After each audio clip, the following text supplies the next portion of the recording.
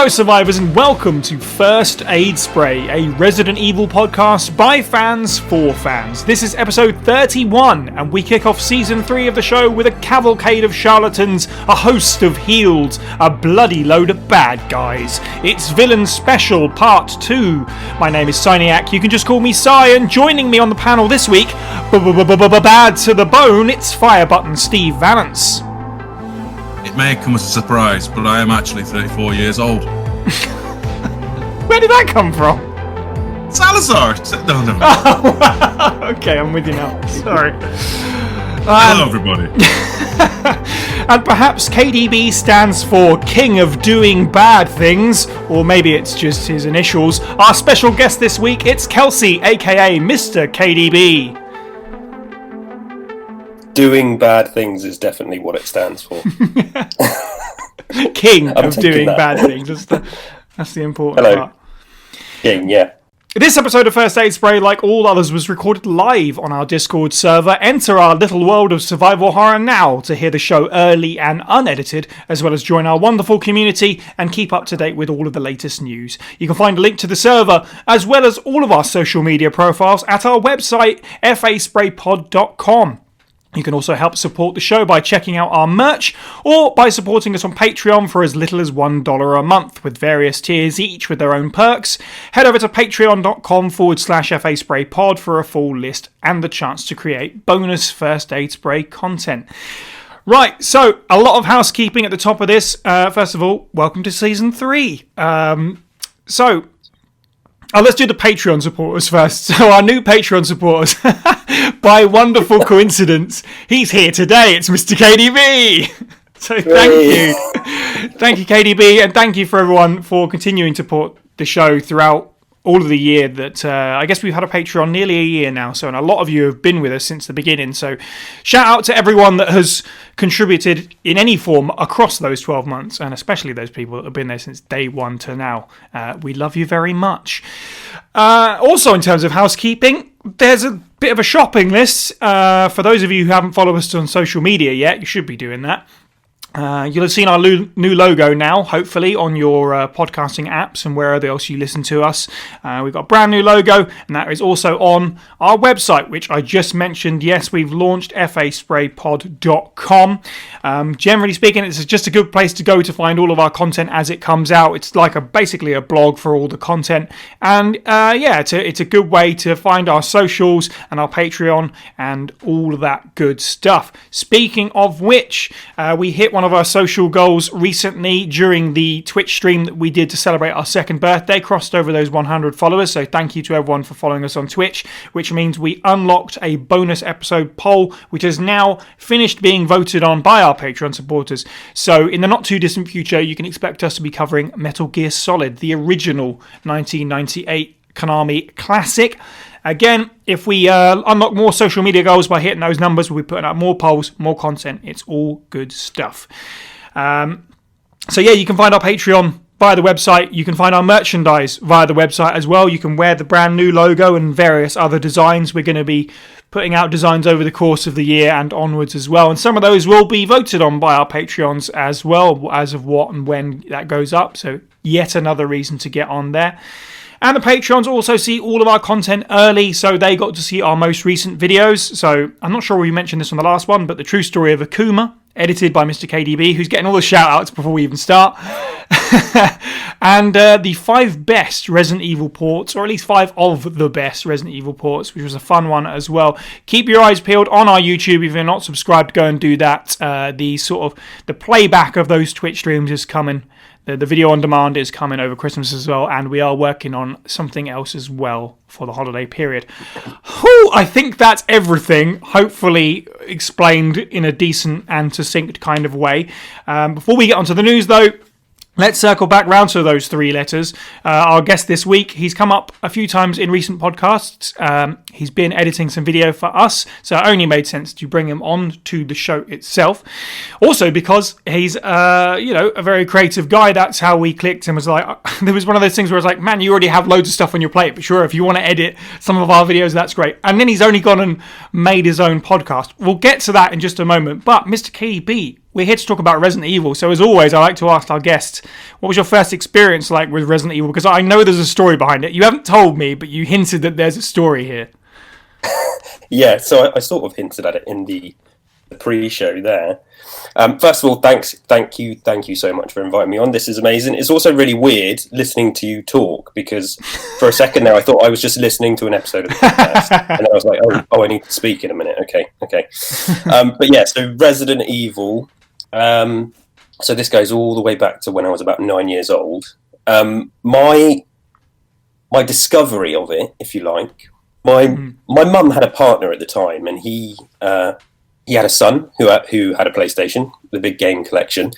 And I remember we were round there one day for like lunch or something, and he was like, "Oh, do you want to play some games?" And little young scamp me was like, "Yeah, of course." Have a look through the selection of games, and I remember picking up and looking at the cover and seeing Resident Evil and thinking, "Oh, this looks interesting." I had no idea what it was about, and he put the game on and he played through the first sequence up to when the first zombie appears. And then I was just kind of hooked from there. And we had to leave. And he was like, "Oh, do you want to borrow it? Do you want to borrow the game?"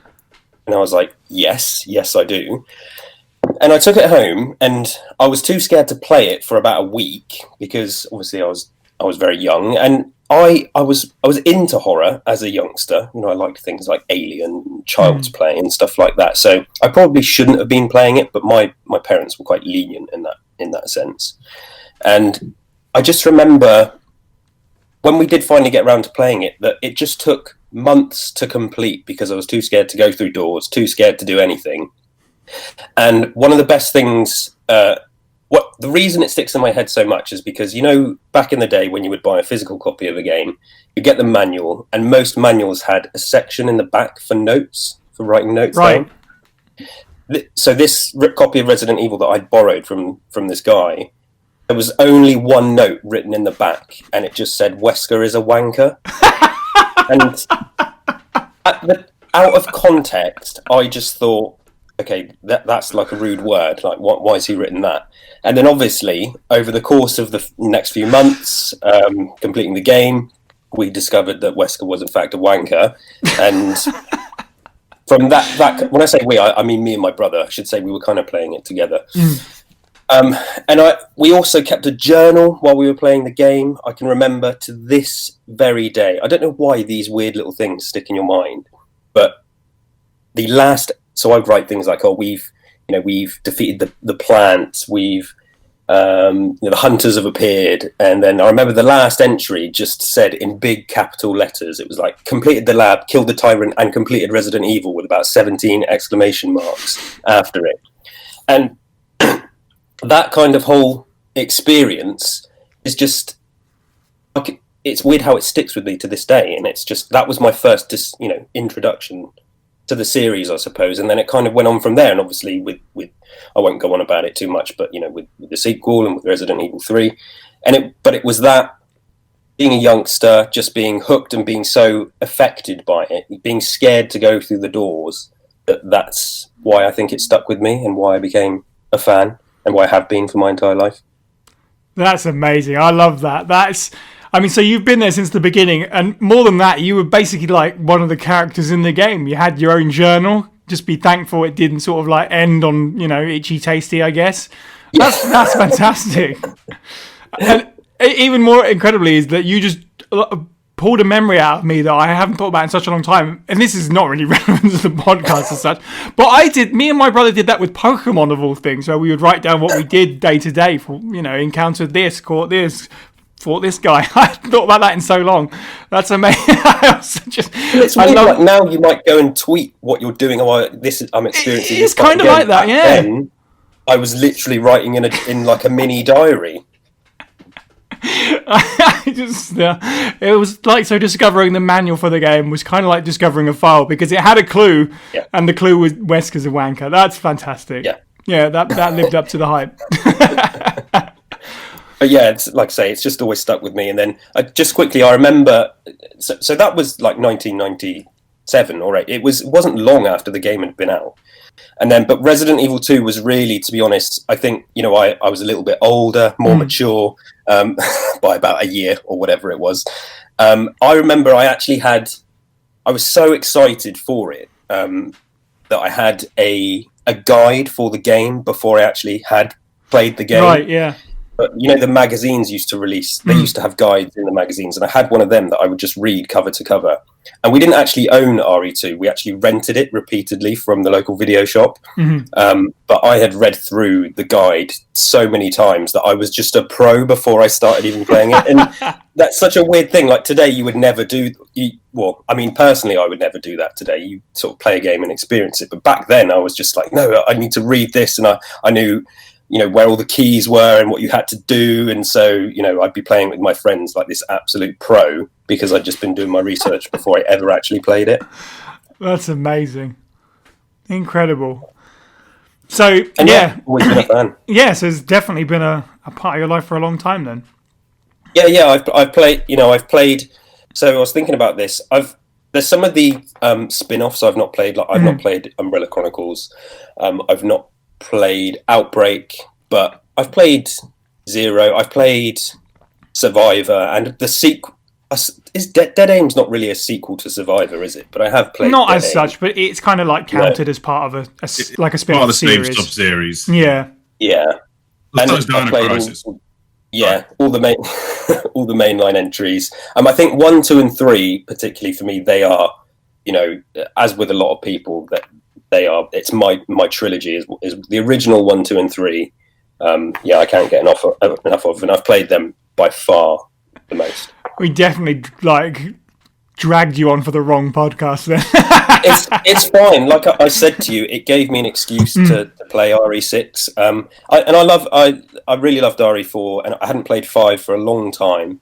But in 6, I'd never played, so this finally gave me kind of a kick up the arse to do it, and I'm glad I did. Which, you know, we'll get into it, but yeah, I've got lots to say.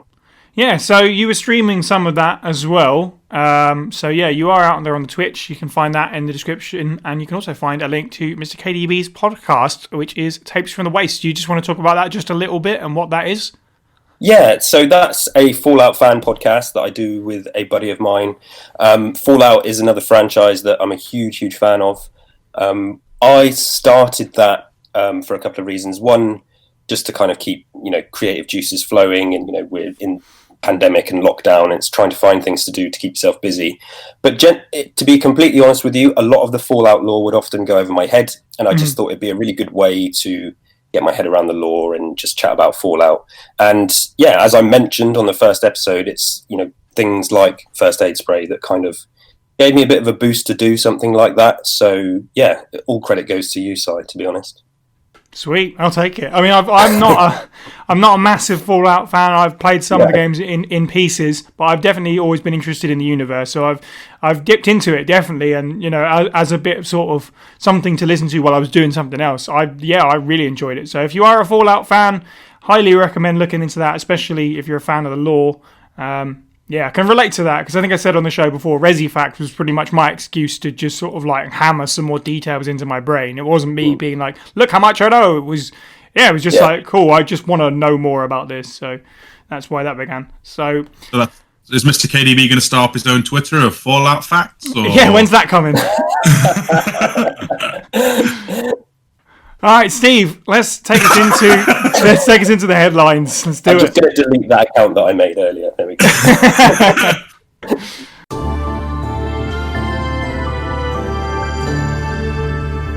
Our first piece of the news is rather grim, to be honest. Capcom have suffered a server attack, data theft and blackmail. Over 1 terabyte of data has been stolen. It includes partner and consumer info, as well as games in development, which include, you know, the big one. It's pretty rough. Yeah. So this sort of happened after we recorded our most recent episode. So it's been going on for a couple of weeks, and we haven't actually been able to address it. God, yeah, you got to really feel for Capcom. Basically data mined or whatever by terrorists, essentially cyber terrorists, attacking their servers, taking that information. Quite rightfully, they didn't pay the sort of I guess, money demands or whatever it was that they were asked for, and this is why this information is now slowly making its way onto the internet. To begin with, it didn't seem as bad as it is. It still seemed bad, and obviously the actual situation was awful. But as the weeks have gone on, we've gone from having like sort of like lists of objectives from Village being online to apparently, and I haven't come across this yet, but full-blown cutscenes, including the ending of the game. So I guess straight at the top, obviously, if you're not aware of that, if you're not aware of this going on, that probably means you're not going to come across it anyway, let's face it, because people have been talking about it all over social media, which is good. Stay away if you can, mute certain tags and words and everything like that. But yeah, as I've said online, we won't be engaging with it, we won't be talking about it on the show or on the server. We're not having any of that. I mean, we've started to take a stance slightly different over the year towards talking about leaks and rumours, I think. But this is a whole other level of we're not talking about this. It's a terrible this situation. isn't some industry guy. This isn't some guy with knowledge. This is like stolen, ransomed information. This is vile. This is disgusting. Yeah, this exactly. The difference is the behaviour of it. It's not just some game tester thing. And oh, cool! Look, I know this and this. It's awful. I'm not really sure what else you can say other than that. It sucks for Capcom. Well, to echo Si's statement, be extra careful out there. Friend of the show, Sonny Bauer, recently got an entire ending spoiled to him, apparently. It's that rife on Twitter. I cannot stress enough, if you want to enjoy Village in the blindest way possible, you may have to take either a hiatus from the Resident Evil fandom and social media. It's, obviously, I'd imagine we're going to try and keep this place a safe haven on First Days for Discord. Yeah, we will. I've not seen anything too extreme, but at the beginning, one of the things that leaked out was sort of prospective release windows for games for the next few years. Capcom plans. I saw that much, which is not great. I mean, not the contents of it, but the fact I didn't necessarily want to know these things that were in planning stages. But hopefully, hopefully we're not that far out from the game and we won't have to wait that long. That's the hope. It's just like the initial reaction to Village, and this obviously all just because one person was just leaking information as the normal way, right? And everyone's entire luster and will to go for it was a little bit dampened by it. Imagine how bad it's going to be now when the game actually comes out and most people know what's going to happen to the plot. It's stupid. Why are people propagating and pushing these leaks further than just turning around to the people leaking and going, no, piss off, get lost. It worries me. That part of the fandom is worrying me. Yeah, I don't personally understand that either. Mr. KDB, how do you feel about this? Any reaction? Hopefully you haven't seen anything too bad yet. No, luckily I haven't seen anything yet. I'm really concerned and obviously worried about being spoiled. I mean, this, as you said, it's like stealing data and holding them to ransom. They leaked some personal information as well, which is just really, really it's kind of bang out of order. And then when it gets to things like the content of the game, I really don't want to have to remove myself from the community. So I'm trying to avoid that. But I do have this kind of this constant worry that I'm just going to stumble into a Twitter thread or something and it is going to get spoiled. So I'm just feeling a bit down on the whole thing, really, because it's a franchise that I've been watching some streams of Cyberpunk, and I'm not too fussed about story spoilers there. But when it's a franchise like RE and this continuous story, it's just more kind of valuable to me. So I'd rather not be spoiled. Please don't spread spoilers. That's not good. Yeah, and it's more than just it's strange how people on Twitter or whatever, if you want to spoil yourself and you want to read it, whatever, knock yourself out, I guess. But you don't have to share with other people. But worse yet is sort of the gaming publications and stuff. They all slapped, well, not all of them, plenty of them slapped it up, to get some clicks. And it had, apparently there was stuff out there with loads of spoilers in it on really major websites, which is disappointing. Yeah, I think when it first leaked, there was a few things, nothing major story related, but I saw some of the earlier stuff, details like you mentioned, because it was shared by these online sites that you're kind of supposed to rely on and trust. Yeah. And it was like, oh, great. Well, I'm probably never gonna visit your site again. So that's a shame. And on that note, Steve, would you like to take us into the next headline, please? So, notable gaming publication news site IGN has released 3 new official Village screenshots and a quote from Peter Fabiano. This dropped day of recording, I believe. Yeah, just a couple of hours ago before we've recorded, so I will just quickly read what Fabiano has said about Village. You call it an update if you like. It's not a whole lot to extrapolate from it. It's more the screenshots that's interesting. But nevertheless, he said, we're really excited for fans to experience Resident Evil Village when it comes out in 2021. We feel it's an accumulation of all the best elements of Resident Evil games from the past 25 years, with everything fans love about action-infused survival horror, plus new surprises. Of course, there are plenty of puzzles to solve and mysteries to unfold. We hope fans will enjoy exploring the desolate, snowy village in which Resident Evil Village takes place, where enemies new to the franchise are waiting for them. Players will once again take control of Ethan Winters, experiencing more of the story set in motion in Resident Evil 7 Biohazard. New technologies are allowing us to immerse players in the game in ways we couldn't achieve before, in what we hope will be the most pulse-pounding Resident Evil game to date. So, some nice blurb, I guess, sales pitchy stuff. There's not much you can take from that. I guess if you wanted to purely speculate, new technologies allowing us to immerse players makes me wonder if, and what we mentioned to Cyberpunk there, the situation with how that game plays on base Xbox and PlayStation 4 consoles. I wonder if maybe that's them saying we're going to step back from releasing on what is now previous gen, I guess. That's just speculation on my part. Can't say for sure.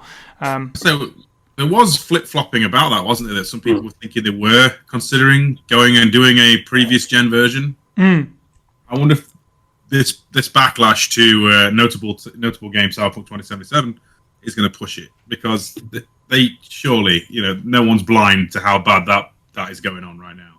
Yeah, when that happened, it immediately made me think of games like Village, and I don't think it. Obviously, whatever the case, it's not going to be quite that level of broken if they do go ahead with it, because this is an engine that already exists, right? They are just making a more updated, a sequel to RE7, so it's not like they're going crazy new. So I'm sure I have full faith, but it's without the 5th AAA title they'll put out on it, right? So, exactly. Yeah, they've got definitely a few swings at bat. So, indeed. Get ready to spot some tarp. Oh no! I was going to say, there's not like 500,000 NPCs walking around and things like that. So right. I'm more positive this will be okay if they do happen to release it on last gen, or what is current gen to me.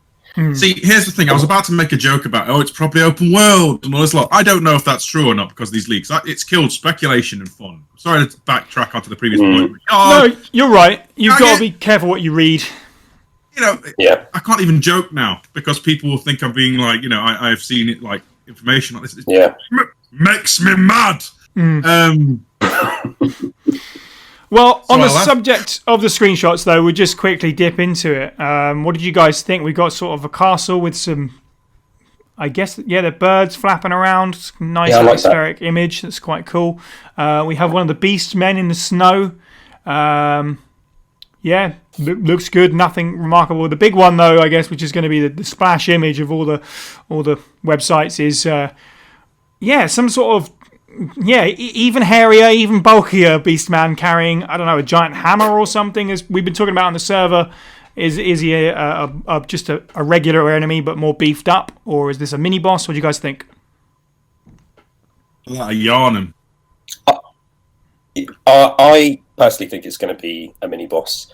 I think we're kind of past the days where we have lots of enemies that look the same as each other. If you think of RE4, how many villagers look the same, and then you have multiple chainsaw-wielding maniacs. I don't think there'll be more than one of this character in the game. That's my guess. So I feel like he's a mini-boss that wants to kind of, bash your brains in with that giant mallet. Yeah, it's a bit Magini Executioner looking, that thing. But maybe he... Speaking of Resident Evil 4 and, the village comparisons, maybe he is... the Torres Mendez of the game. He's the the sort of first boss. Maybe even he's the chief of the village who's turned into a beast man. Who knows? Again, like Steve said, I haven't read anything. I promise. That's just speculation. Who knows? He looks literally like an extra from Bloodborne, and I mean that in the greatest phrase possible. Right. He literally has the attire, the aesthetic of the villagers. Like, I do hope he's actually just a common enemy. Like, they come at you with those kind of improvised weapons that are a speck above what you had in RE4 Villages. Mm-hmm. Just that charm to see a man who is more wool than anything else coming at you with a giant potato masher. It's kind of appealing to me. It's tickling the darker parts of my brain. I like it. The food stuck in his beard scaring you off. Yeah. Joji Akimichi, friend of the show, has dubbed him the Hammer Hobo, apparently. Fantastic. Constantine Films have revealed the potential release date for the new live-action film.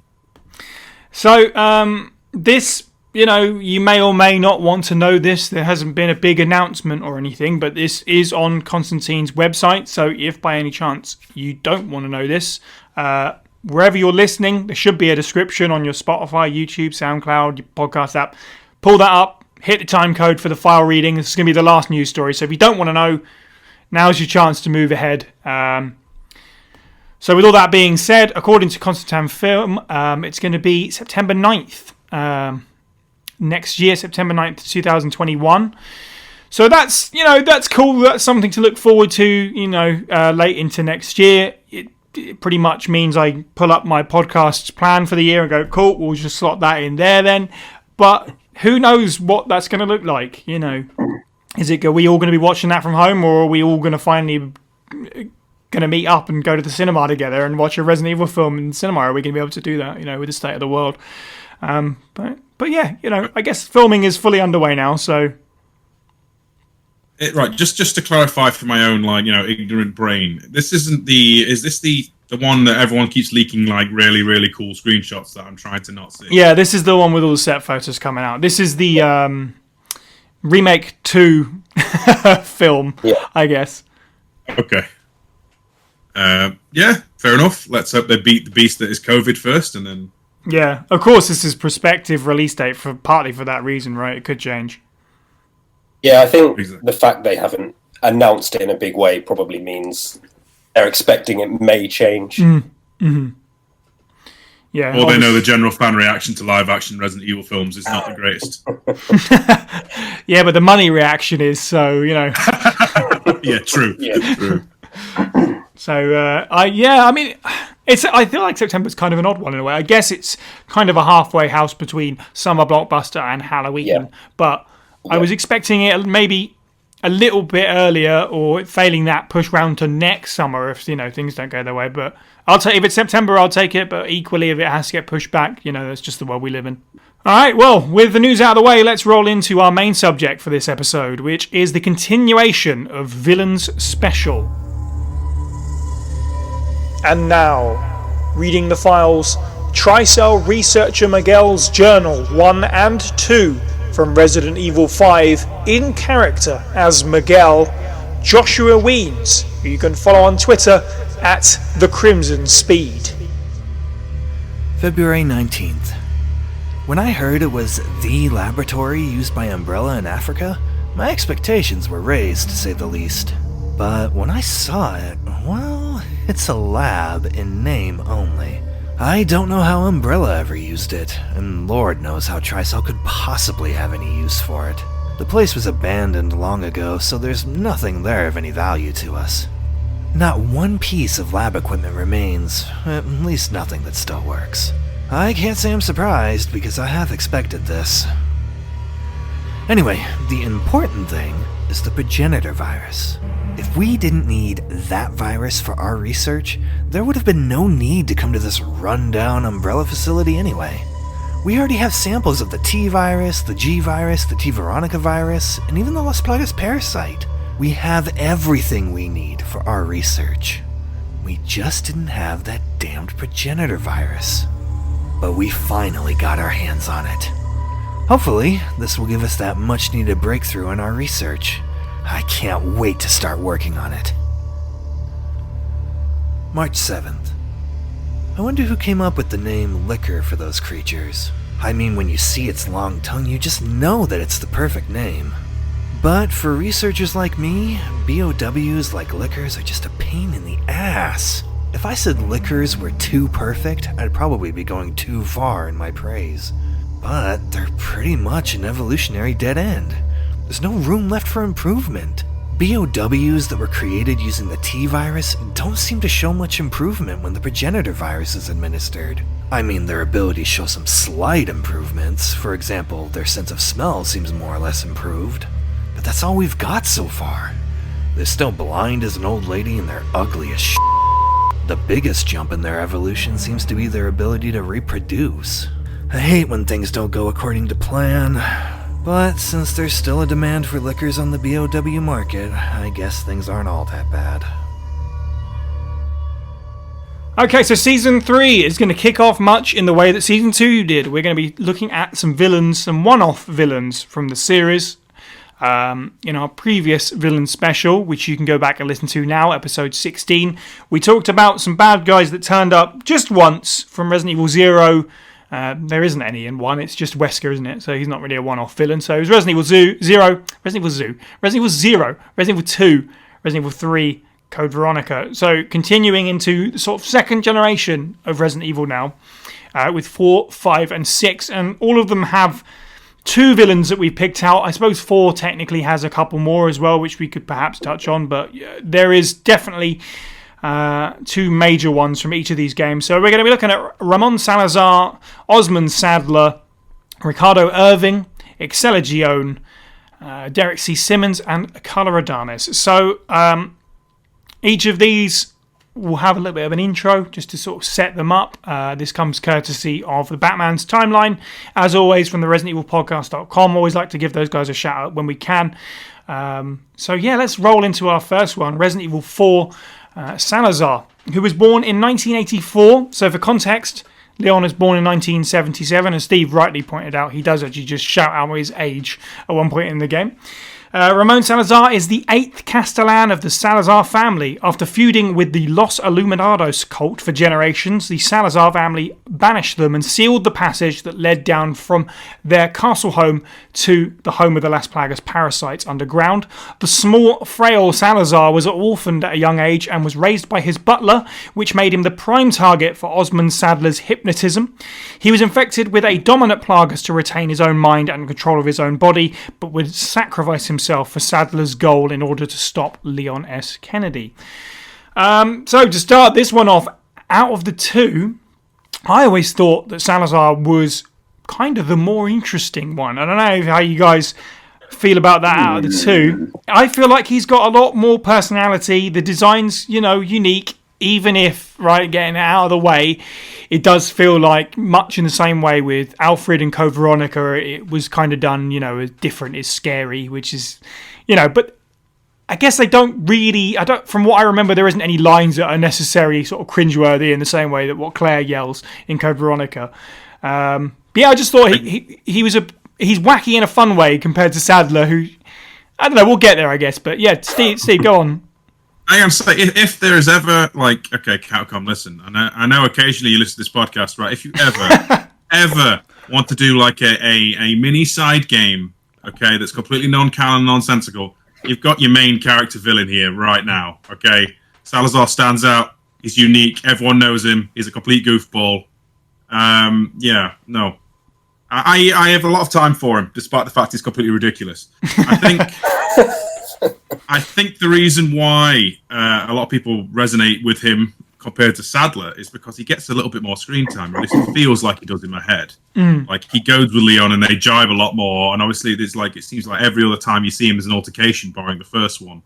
Like, he throws you in a death pit, or he's laughing over you over the headset before he has some bugs on Right. Whereas, Sadler's normally, I killed your helicopter friend, or, he means nothing to me. He's not really got the same stage presence in comparison. Whereas, Salazar, he's laughing the entire time, having fun. He's like a Batman villain.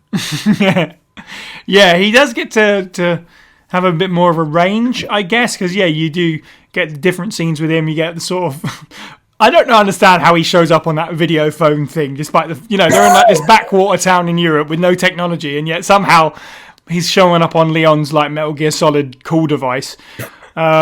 He gets stupid, your right hand comes off, and then he just sort of like giggles it off. He's ridiculous. He's colourful, but Mr. KDB, you made a noise of disagreement when I said that. Well, I completely get what you're saying, and I wrote some notes, and I thought he is absolutely memorable, and he does stand out for lots of reasons. But in the context of RE4, he's just, he's not in control. Sadler's the one who's in control, and he's impressionable. I don't find him that threatening. He does all this stuff, but I've personally, for reasons that we can get into, I found Sadler more threatening. I like him, Salazar. He's fun, and the Mr. Kennedy and all this kind of stuff is great. He does say a few ridiculous things which just kind of make me roll my eyes, but that's kind of common in RE, especially so I won't hold it against them. He comes off a bit like a stroppy child. Oh, definitely. Yeah. No, and I know he's small, but he could have been small but a bit more imposing. But he literally he acts like a child as well. And he's memorable because of the way he looks and the way he sounds. But for me, he just feels way too cartoony. And with all sort of rumours, and I know there's no confirmation of it yet, but a potential RE4 remake. Like, I try to imagine him in a more serious kind of setting, and in the context of RE4, he kind of works. But I'm not sure how else you do him without taking away everything that makes him good in RE4. Is he a good villain? I'm not too sure. He is the most Saturday morning cartoon of any of the Resident Evil villain casts. Which is great, but he's hollow as well. Like, he's as hollow as any villain from, we're going to destroy the beach, Captain Planet. Why? Because we want to. That kind of rubbish. Out of everyone, I can see him going, "I'll get you next week, Mr. Kennedy." Exactly. Yeah. But see, this is the thing, right? So I enjoy him very much, but I would say that if Sadler isn't in this game, then RE4 sort of falls down, because Salazar cannot be the lead. He can't be the mastermind, as you're saying. He is a stroppy child. He doesn't have the power. He's got some cool stuff. He's throwing the Verdugo at you. That's pretty cool. But he's definitely not the one in control, and he's definitely not really fit for that final boss, ultimate, things get heavy now moment. He very much serves his purpose in the game, and I think, he steals it. But it's always gonna happen that way, and without Sadler there, I don't think he would steal it. I think he has to have something to be compared to, and that's not saying that Sadler's bad. I'm just saying, the wider range that he gets to do. That's I would think most people that played Resident Evil 4 and haven't necessarily gone back to it too much, not super fans of the series, probably going to think of Salazar first because of all the stupidness, the knife in the hand and the scream and all that, Not to put too fine a point on it, he has the most distinct silhouette of the entire game, doesn't he? A short fellow in a Napoleon outfit, complete with hat. It's very in contrast to like dudes in robes or villagers. Are you saying if it was an episode of Who's That Pokemon, you'd get it straight away? Yes. Or Guess Who? The old. Does he have a stupid hat on? It's almost like somebody went, let's write a character with a Napoleon complex, and someone just completely misunderstood. Okay. Because it's so on the nose. It's a shame in some regards that we've had to drop Pretorius Mendez to further emphasise my point, because Pretorius Mendez literally looks like the Tyrant does now, only instead of a hat, he has a beard. That's right. You don't know that Tyrant, I was going to say he doesn't have hair under that hat, but you do know because the hat comes off. And it's like maybe the beard's on the top. I don't know. But yeah, fair point. What am I talking about? So I sort of did like a list of sort of prompts to think about when we're looking at these villains that I did last time. And, a lot of these questions are hard to answer with Salazar. You know, what motivates him is he's just being controlled. Really, he's poor guy. I wouldn't call him sympathetic. He insists he has absolute control. I would emphasise, and I apologise, you have to bleep this, but I think he just has a complete commitment to being a total I think there is that. Yeah, I don't really understand what drives him. I guess maybe it's just I guess him being orphaned and stuff like that, and left alone in this big castle. Maybe just feeling part of something. Yeah, he definitely wants to belong, and Sadler, Sadler obviously sees that, and that's how he takes advantage of him. He's living alone. He's in his castle. He's trying to live up to, the name of his family and his ancestors, and they did this thing where they they buried the Plagas, and so Sadler is motivating him because in the sense that he's controlling him, but Salazar, he wants to belong to something, and he wants people to respect him like they did his ancestors, because I feel like he's been on his own for a long time, and then obviously he's small and diminutive, and he kind of wants people to not take the piss out of him, I suppose. Mm-hmm. All that being said, though, I don't find him sympathetic. It's like seeing him in the castle that he resides, right, and the things that reside in this castle, regardless of the Las Plagas themselves. I actually think he's very much like a sadistic torturer type of guy. Like, I think he enjoys it, because there's no other place in RE4 quite as rife as that castle for death traps. And, who else has like a lava moat with fire-breathing dragons inside someone who is clearly enjoying torturing people? So I have a theory.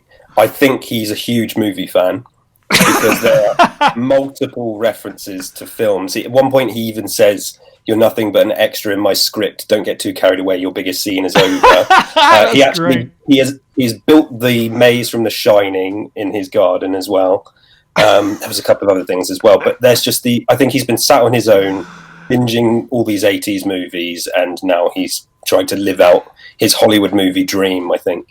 Okay, if we get a remake 4, I want that backstory. That's great. And that's he's just why been binging Netflix. At the end, where Sadler says to Leon, this isn't a Hollywood film where the American always wins, because he's sick of Salazar's stupid movies. Yeah, it's like, you're always watching bloody Die Hard. Come over here and do some work. That's amazing. That's the headcanon now. Thank you. So, moving on to the final moments of Salazar, I suppose we should talk about the boss fight, which is patently ridiculous. Like, my note is literally, why does he kill himself that way? He sort of sacrificed himself to this giant flower plagas at the tower of the castle, and the Verdugo sort of just mopingly goes with him, like, oh, well, this is my lot in life. It does, doesn't it? It looks like you're really, I guess we're doing this then. It's so weird. Like, this is the beginning of sort of like, what did you hope to achieve? This is the beginning of the and we'll talk about it, I'm sure, a lot over this episode, of all the villains always become mutated from RE4 onwards, because you have to think Code Veronica is a little bit different because it's really part of Alexia's story, and Resident Evil 3, Nikolai is the villain. We don't even know whether he lived or died. He definitely doesn't mutate. So this is the beginning of, we get to the point where he's backed into a corner and in goes the syringe. So he's the first of a long line of villains that, for some reason, thinks his life is better off as a giant flower monster. I would love to have seen like an alternative take of what would have happened had he killed Leon. He's just sat there on the wall. Yes. And Sadler just turns up and goes, "Well, that was silly, wasn't it?" Yeah. I mean,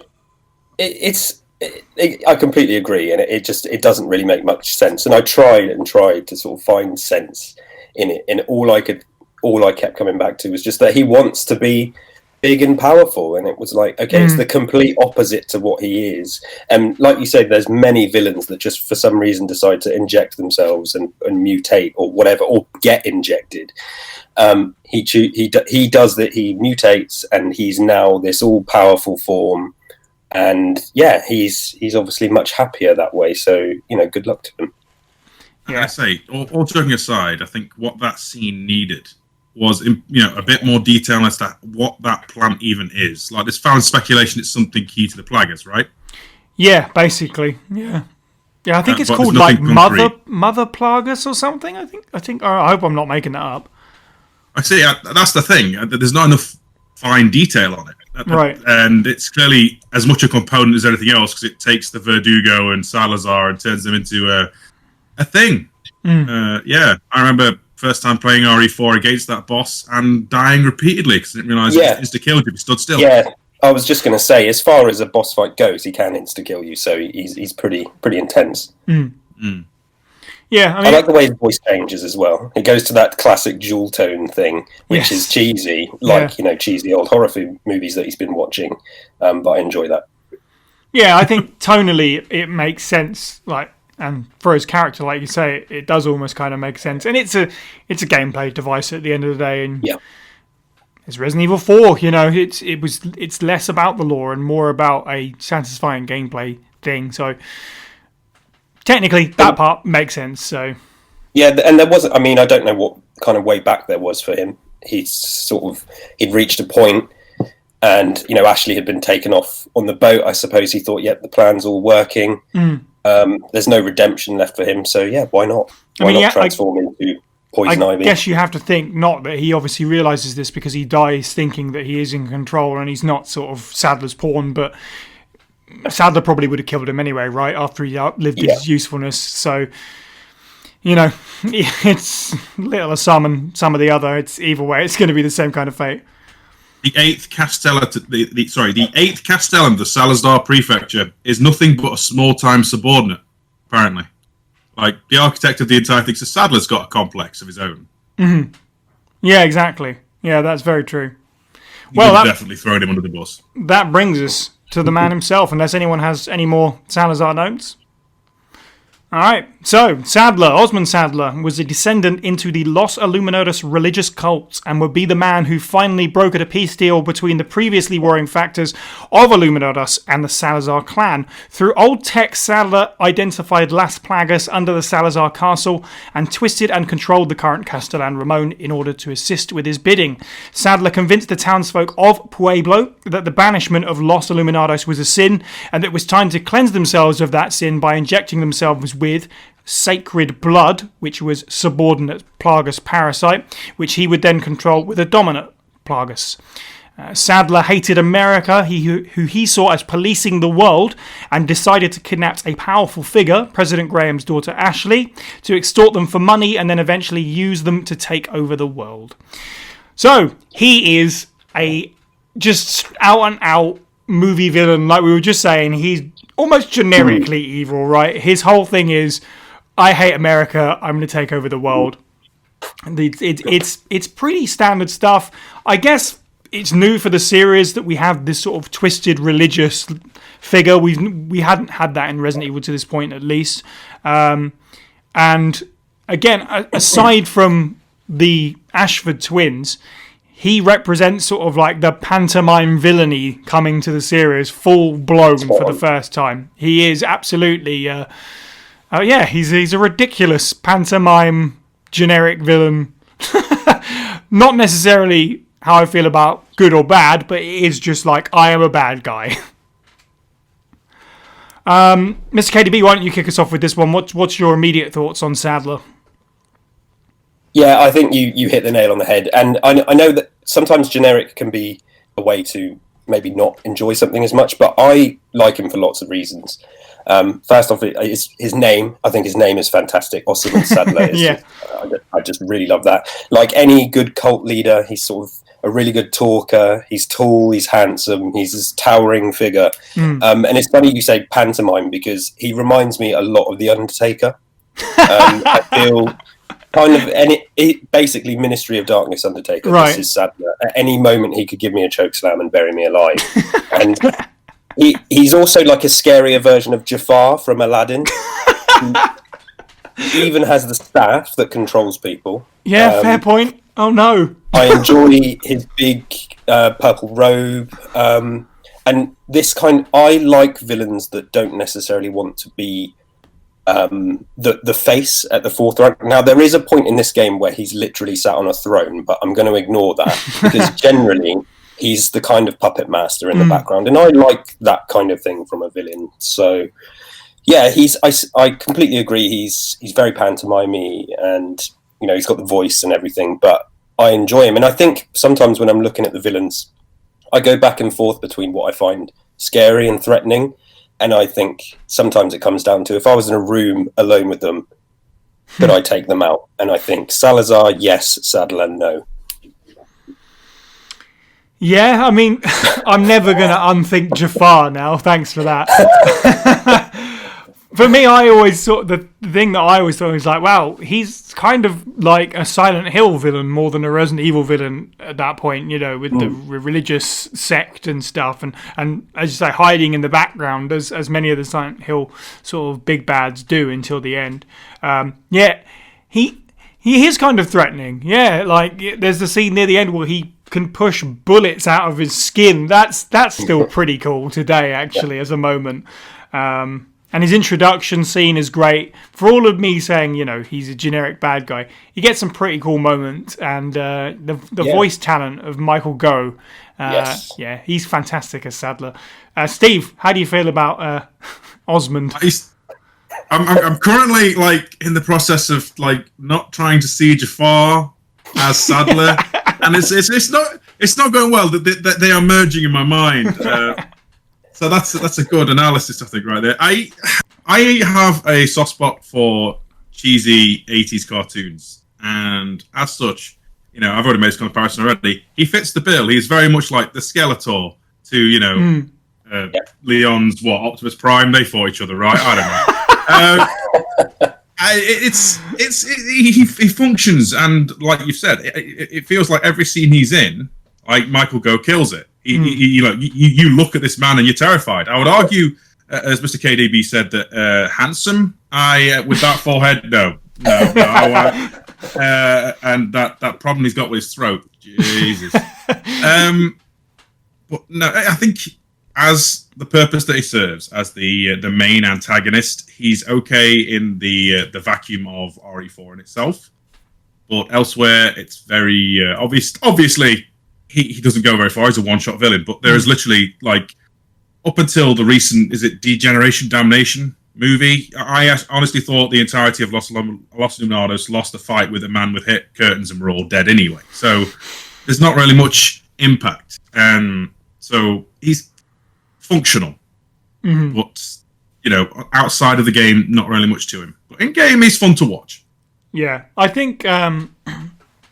I would think that Michael Gough really did think about this character. It does come across that way, that he's thought about who Sadler is in terms of the cult leader and probably done his research. Because, every time he's going off on a speech or whatever, you're listening to him. So he knows what he's doing. That's the best thing about him. I think the performance is really, really strong.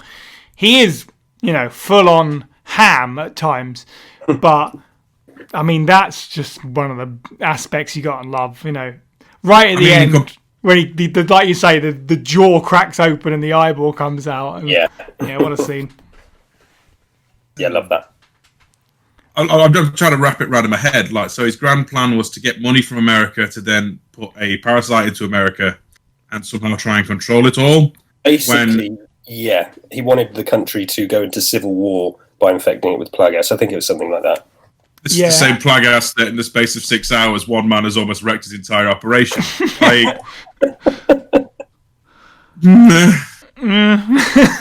That's why he didn't succeed, Steve. It's true. Can't be that good of a villain. He wants money because the upkeep of churches is really expensive. That's right, yeah. That's what he says. He's running out of communal wine. He's got to... it's not cheap. Glass windows are not cheap. Especially when Leon keeps diving through glass, Exactly. Yeah, I mean, out of the two, as I said, he's definitely the least interesting. But, Steve, you said it, the word functional, absolutely. After you've taken out Salazar, you want to face the big bad. And Sadler fits the bill. In terms of which now I'm realising more and more, Jafar, with the comparison, that makes Salazar the Sultan, because he convinces him, and then he takes over the castle. Yep, got it. So who's the tiger? Who's the tiger? Who's Raja, the tiger? Ashley doesn't have a pet, so I guess... Well, it'll be Ada, isn't it? Or... Ada! Krauser! That makes the speedboat the carpet, I guess. Right. Anyway, so the boss fight. How do we feel about the boss fight with Sadler? I mean, again, functional was the word. It's fine actually. I don't particularly. I don't hate it or love it. It's fine. It doesn't leave too much of a last. The thing that leaves a lasting effect is where it takes place. I really vividly remember that area, but the actual fight itself, I don't really have any strong feelings about it. See, for the time, I think it was pretty fantastic. The actual boss fight, it's like you have to use like everything you do in the game. You pretty much can do in that fight: precision shooting, interact with objects, mantling, QTEs to dodge stuff. And then you can even do contextual attacks with, like, if you throw a grenade at Sadler. In that regard, it's perfect for a final boss. But the main thing that I remember about the whole boss fight vividly is smashing girders into him. Yes, I think it's one of the few times in the game where you can actually use like the environment as a weapon directly, when it's not like a red barrel. I'm probably going to be proven wrong in like comments or whatever, but that's what mainly sticks out to me. That and almost falling to my death about 40 times. Yeah, I think. You mentioned the shot of the eye coming out of his mouth. I love that shot. The boss fight itself, it is good, and like you say, you do so many different things. Now, I did this quite recently on stream, and I died a lot while playing RE4. I did not die on this boss fight. I did it first try, and it was incredibly easy. Now, I don't know if I just got lucky, or I don't know if they maybe just... They made it a bit too hand-holdy, because it is a bit go here, use this, go there, do that. Right. And you can basically stay away from him the entire time. So I found it really easy, whereas Salazar, as we mentioned, if you don't jump down from the platform, you're dead straight away. So I'm kind of torn on the boss fight. I love the form that he takes, but in terms of gameplay and a challenge, I could sort of take it or leave it. I put up a few polls before this episode, and one of them was on Twitter, and it was, which of these pairs, since that's what we're doing, of villains is, let me find the phrasing, I think I said, basically just which is the better pair. And I don't know if it's some bias towards certain games, but man, RE6 got destroyed, and RE4 came very much out on top. I just said the best one-off villains, and it got 80% of the vote. Admittedly, 5, obviously Wesker's your main villain there. So it's a bit unfair, but these two are very much tied together in an interesting way, I think. And I think even taken into excuses like, Wesker's in 5 but not in the poll, and RE6, people will just not pick that because it's RE6. I think it's fair that it won that one. Like as a pair of villains, RE4 is very strong. Yeah, I didn't actually think about that. I think across. I don't know. Maybe there might be some competition in 6, but we'll get into that. I think we will. Before that, though, Resident Evil 5 is next, and we're going to start with Ricardo Irving. Not much is known about Irving's past before he began working for Tricell, other than he'd have previous dealings with Ada Wong, and some reports even say he was in Raccoon City during the time of the outbreak. Nonetheless, due to his previous successes working within the black market, he was employed by Tricell to assist in improving their Las Plagas parasites and conduct illegal weapons deals that would fund the Plagas experimentations. Irving used a mole inside of the BSAA to gather information on the group, and even to misdirect the military sent in to apprehend him and send them into a trap designed to collect combat data for Udo Budos. When he repeatedly fails to stop Redfield and Alamar, he's punished by being given a dominant Plagas to infect himself with. This one's going to be an interesting one, I think. We were bantering before the show about his voice. That's the thing that always stood out the most to me. And we talk about cartoon characters. Irving's ridiculous. He's in 3 scenes, I think, maybe 2. And in the first scene, basically all he does is cackle and then go, "Suckers," and jump out of a window.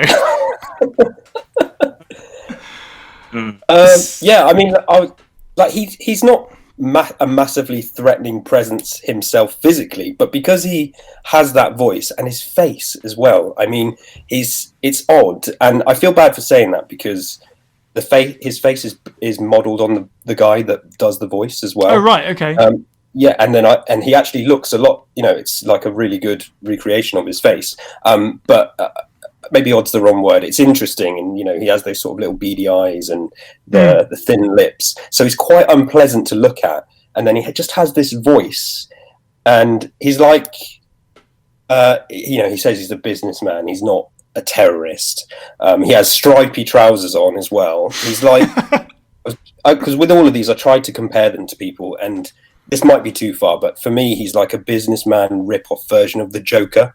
It's like he's trying to kind of, he's got that voice, the cackling and the laughing, and then he's wearing a blazer, and the stripy trousers and the scruffy hair just kind of top it all off for me. So, yeah, like he's good fun. I just struggle to take him too seriously if he's this master of the black market. He seems very dim-witted and sort of out of his depth. He's being used by Tricell yet again, as Resident Evil villains seem to be, apparently. Steve, how do you feel about Mr. Irving? He's a total clown in the best way possible. Like, it's because of him that the entirety of RE5 pretty much like unravels Wesker's plans. So yeah. So he points Chris in the right direction after he's killed him, intentionally. He's not. He seems either very vindictive and bitter. Like I love that scene just before he injects the Plaga, where Jill is essentially threatening him. And he's trying to say, "You're just one of Excella's playthings," and she literally puts him hand to neck to the wall. He is like the toady worm of. The Joker is probably a fitting act, but it kind of feels too praiseworthy for him. He's a pop slug. I can see him being like, if they had like I said, going back to the cartoon analogy, had they had a recurring bad guy who was not like anyone big, but like someone who's like an informant who they'd beat up to find information, it's him. Yeah. He's that guy they step on to get to the big guy, but he always thinks he's in control.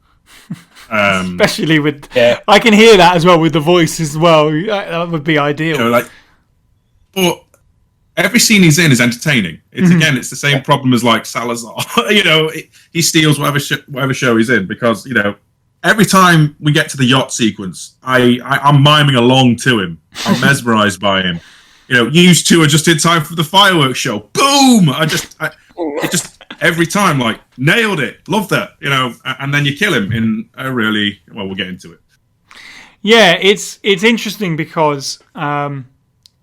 He doesn't have an on-screen presence for ages because a lot of the early chapters you're chasing after him, but you don't really see him or anything like that. The first time you really see him is when they come across him in that little room or whatever where Jill saves him. So he's for many chapters he's just a name. So I think it is really cool when you actually get to see him, and he's almost not what you'd expect. If they're looking for this black market person. So I kind of like maybe a little bit of subversion there. But really, when it comes to Resident Evil 5, and as I said, really, it's difficult because he's playing third fiddle, if that's a phrase, maybe even fourth, because, Wesker is the true villain of the game when it turns out. You've got Excella before that. You could even arguably throw Jill in there as a villain up to a certain point when you don't know who she is. Who is Crowley? Jill's headstone! Mind! Come forth! Yeah, so it's difficult because he's got a lot to compete with. But I would agree, every scene he's in, he's definitely engaging. Yeah, feels like a spare part of RE4. Yeah. Well, yeah, this is what I mean in terms of the cartoony thing. This is the version I like. Whereas with Salazar, he's fun, but there's part of me that can't take him seriously. With Irvin, I can take him a bit more seriously in that I feel like he is one of those people that he's got himself into a position where I think he's got a lot more than he bargained for. He's been hanging around with people at school that he shouldn't. He's been trying to buddy up to the bullies, and then all of a sudden he's left out in the cold and he has to turn into a giant fish. And Chris even says, just before the boss fight, Chris is like, "Oh, I hate that guy," because we're all thinking that because his voice is so annoying. He's so annoying. But then when he's dying on the boat, Chris says, "Poor bastard," and I think that sums it up. And I really like him, and I sort of jumped ahead a little bit here because I try to give characters the benefit of the doubt in terms of whether they're sympathetic, and I do think he is. Like, he doesn't really. you don't really see him shouting about murdering people and things like that. I think he's more interested in status and money and power. And I think he's got mixed up with the wrong folks. And again, he's a little bit worried about how people perceive him. And I do feel sorry for him a little bit, and I really enjoy him. He does steal the scenes he's in, and I would... I think he could absolutely be like a guess who's back kind of character, like in 2 games time or something like that. It would just be a huge moment. So. All these people that are like clamoring for Wesker to come back, even though he's been blown up, and you're like, no, we need Irving. Yeah, I'm a fan. I'm just picturing the framing of the scene. It's a dimly lit silhouette of a man slumped over in a wheelchair. You get closer, it's like literally the bag of organs in a face that's what's left of Irving going, you guys! Well, it's like, I don't know if you've seen The Hills Have Eyes. He looks like the creature in the wheelchair in The Hills Have Eyes. And like what you described just there is what he would be, I think. Everyone thinks, Spencer's back or Wesker's in a wheelchair. No, it's Irving. It's Irving. And he's somehow still got clown trousers on. He's such a different design. I was just going to say, you say sort of he tells Chris what to do and sort of gives the game away. But like I say, I think Irving knows he's being used, and he doesn't really have any major allegiance to try. So he's interested in himself. So he sees this last opportunity to just kind of have a laugh at everyone's expense, and he's literally laughing as he's dying. Yeah, he's very much like the Joker, but he's also, I think, he got mixed up with the wrong people. He is like the quintessential version of, I'm a mutant now, look, I'm going to be a boss, woo, like evil laughing as he's injecting himself, I seem to be rolling with these 80s like cartoons and allegories. Keep it going. There is no more fitting interpretation of Resident Evil Starscream. Okay, and if you don't know what Starscream is, shame on you. Okay, like he has a crate of gold. He literally is loyal to nobody, and he complains the entire time. Like, that speaks to, I seek nothing but personal gain, and I will screw everyone who gets in the way. No, definitely, he is like the Starscream of Resident Evil. He needs to come back in some way. The boss fight is probably the worst boss in the game, I think. I find it... I hate the ones where it's just like get on a turret and vibrate the controller until your hands go numb, sort of. Just not very... Yeah, there's not much to it for me. But, the transformation, the design's kind of cool. Again, we are spiraling into that part of Resident Evil where, screw sense. Let's just have big monsters. Everything's a big monster now, but... it's not great. I mean, on a transformation to infection to transformation in scale, I'm pretty sure he's up there as like one of the biggest, surely, in terms of time. Oh, absolutely. Like I can think of one other contender who we'll get to later. But have you ever tried to fight conventionally using what weapons you bring to the fight? Do you know what? I say that, but I don't think I have. Should I? It makes no difference. It's still terrible. It's a shame, really, because it literally is a case of walk to this side of the boat, shoot, do a quick time event, walk to this side of the boat, shoot. Compared to the other stuff that's in this game, it's pretty poor. It's pretty mediocre. Yeah, this is a really formulaic boss fight, as you say. It's a shame because his form is I quite enjoy, but then you almost have this exact thing in RE4 as well. It's almost like an amped up version of that boss fight, which is a shame. And I feel like there are other times in the RE series where you are just trying to get away from a giant fish. And I think it happens a lot. And the fight itself's nothing to write home about. You make a good comparison there to RE4. I imagine the way you improve this fight tenfold is obviously RE5's got a co-op focus, right? You just have one player drive the boat, another one drive the gun, and it actually is a bit more of a cat and mouse thing. Yeah. As opposed to use these turrets, use these turrets, and now he's dead. Because it's thunderstorm night, giant crab, squid, crocodile thing. Sounds great on paper, and then it's complete toilet. May 8th. Our current aim is to develop a virus that surpasses the potential of both the G virus and the T Veronica virus. We need to eliminate any extreme mutations, mental atrophy, and instability in the virus. We were told not to be concerned with retention and rejection rates, but even still, overcoming these 3 problems is going to be a challenge. Of course, all that is really only a problem for regular researchers. I'm already on the cusp of overcoming 2 of the problems. The third is proving to be a bit trickier, so I may have to resort to some alternative methods. Sometimes I frighten myself with my own ingenuity. Tricell is fortunate to have someone of my intelligence on their payroll.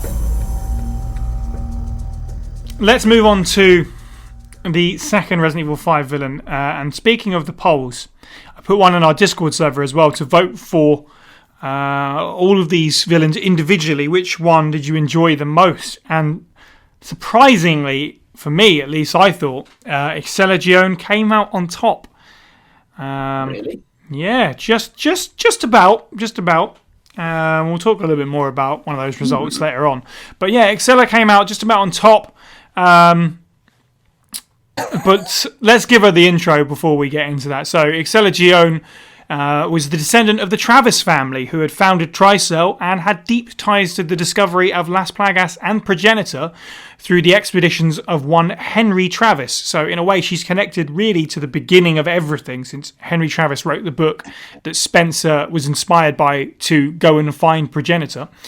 She was a gifted genetics physicist and businesswoman. She was self-confident and saw herself as superior to others, so was insulted when she was handed just one of Tricell's research teams to manage, and not all of them. When approached by Albert Wesker in 2003, they opted to work together. Wesker supplied her with stolen umbrella data that saw Excella rise to the top of Tricell, where Wesker could manipulate her best. She became director of Tricell Africa and assisted in Wesker's Ouroboros efforts, assisting him with his anti-progenitor injections to stave off the T-virus inside of him, before she was eventually betrayed by him and injected with the Ouroboros virus. So maybe she gets picked here because up to this point, we don't have any female villains, with the exception of Alexia, which is slightly different again because she's been building herself up to be a mutation, whereas you actually get to see a human here. Neptune from the Resident Evil podcast said that he voted for her because he finds her a little bit sympathetic, because when it comes right down to it, her whole character is sort of about trying to find an equal, trying to find a partner in a business way and a romantic way with Wesker, and then, getting thrown to the side at the end, which is fair point. That's what I like about her as well. That's quite an interesting slant, especially to put with someone like Wesker, who's like supervillain number 1, to have this woman kind of fawning over him. And he doesn't really say one way or the other at one point, and then obviously by the end of it, she doesn't realise that he's beyond her, he does not care. He's obsessed. In fact, she actually says the Ouroboros plan is my plan and his combined, which is kind of sad, really, because it's pretty far from the truth. Mr. KDB, how do you feel about Excella? Yeah, I mean, there was actually a lot in there that I agree with. Now, I'm less sympathetic towards her. I mean, first and foremost, so she's obviously this big, powerful woman, but you can tell she's way more cutthroat than, I said I was sympathetic to Irving. I'm less sympathetic to Excella, because she feels a bit more cutthroat and that she'll do absolutely whatever it takes. And she's kind of a bit like a Black Widow. But also she does get a bit too close to the sun, like Irving. She sees Wesker and she's like, hey, yeah, this is her chance to be absolutely on top. And maybe, she kind of sees her and Wesker as maybe they could be like Jay-Z and Beyonce of the bioterrorism world or something like that. And she also she's a kind of a product of her bloodline as well. Like, she's very spoiled. She's always got her own way. She's about money and power and protecting her family's reputation. Her spot at the top of Tricell.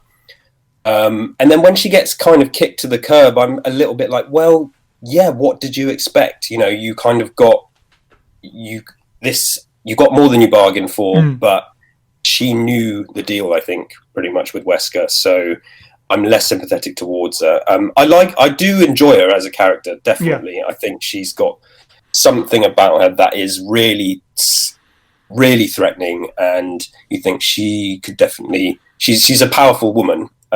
She's just a powerful person in general, and I think she could. Yeah, there's lots of ways she could take me down, but I just am less sympathetic to her. She's probably a billionaire as well, so I don't really feel sympathy towards billionaires. So she's just, she's lower on my list of villains that I enjoy, if you like. Yeah, I mean, that's fair. I wouldn't say that she's likable as a human. She's definitely a likable character. Yeah, that's for sure. She's got a bit of the hamminess that you'd expect at this point. Definitely doing a lot of gloating and stuff. When it's one of those things where you do finally come across her, she gets a bunch of scenes sort of like put within quick succession, and so she gets to sort of stretch her legs for a little bit before she bites it. And those scenes are really entertaining. Steve, what do you think about Excella? Very smug. Very, very confident in that everything they do is the right thing to do. And bizarrely, the only person on the planet loyal to Albert Wesker, like to the point of being betrayed by them and thrown on the bus. It's weird because, like, obviously the thing Capcom were clearly going for is some kind of dichotomy there, where you've got Chris and Sheva about being true partners and backing each other up who barely know each other, and then you've got Wesker and Excella, who are implied to believe have had a longish standing relationship, and he just straight up turns into a giant black inky squid monster with no qualms, no quibbles. Even calls her old friend, and she looks like she's like 20 something, which is maybe that's just bioterrorism. It's good for the skin, exfoliate and all that, make you all look great. In terms of like character design, she's still probably the most standout female villain in the series that isn't like in just a regal robe or a suit. It's something very different. It's like I want to say like a clubbing dress or something. It's not like it seems like a fancy dinner dress, backless and stuff like that.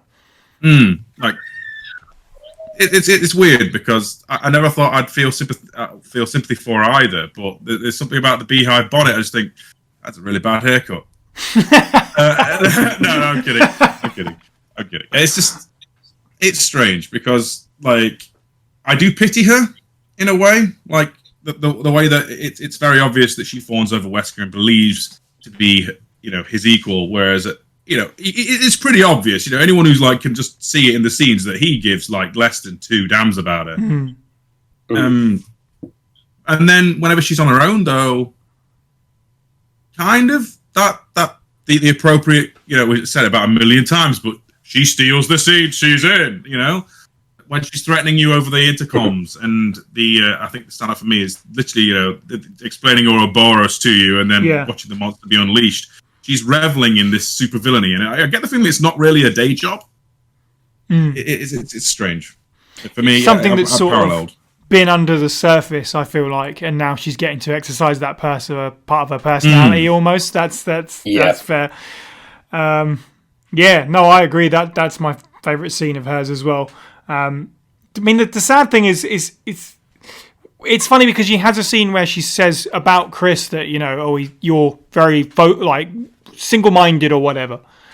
She says about she clearly is. But also, so that's so true of Wesker, so like you said, because in the scenes they have together, you can see, like, in him, all he's thinking about is, Ouroboros becoming the superhuman that he wants to be and not letting Chris get in his way. He's very focused as well, so I find that kind of funny. But it's not just sad that Wesker, doesn't feel the same way that she does. So much as she's like, oh, I'm genetically superior and all this. But then she gets Ouroboros put in her, and we know that isn't the case because she loses control of her body. So you get that visual fact that happens. Oh, I'm genetically superior. No, you're not. You're a big tentacle monster now. I mean, the fact that she's still shocked at the last moments before she becomes the monster. Like, why after I'd done so much? Why? And they're like, have you not met this man? Yeah, exactly. Have you not followed his history? He has literally backstabbed pretty much everybody he's ever worked with. Exactly, yeah. And she's one of the few villains in the series, I noticed, including Simmons, who we'll talk about in just a bit, who gets injected by somebody else. So kind of like, okay. the sacrifice of you're the sub boss to my final boss. Off you go, sort of thing. So she's in an elite group there, I guess. I think personally, out of all of these ones we talked about so far, almost. For her death, for me, I would say is the most quote unquote rewarding. Like it wraps up her character the best out of all the ones we've talked about. I think because of the reasons that we've talked about. And Steve, as you just said there, she sort of almost can't believe it in the last seconds of her life. She still can't get her head around what's happened, which is, it is kind of sad, but also whatever. You sort of had it coming, I guess. Yeah, karma hits like a train wearing sunglasses. Absolutely, yeah. I was just going to say that's exactly it. I didn't really feel too sorry for her. Yeah, it felt right that she had to die there. It does kind of re-solidify Wesker's position as well as the big bad. It shows how ruthless he continues to be. And it's like, hey, did you forget about me? This is what I can do, sort of thing. So, absolutely. Yeah, I was happy is the wrong word, but I I accepted her death gladly. So in terms of the boss fight, again, I don't want to feel like I'm ragging on Resi 5 because I'm not, but I don't really enjoy this boss fight much either, to be honest. If you take it as the whole chapter, right, being generous, then it's okay because you have the big escape, set piece. That bit's cool. Yeah.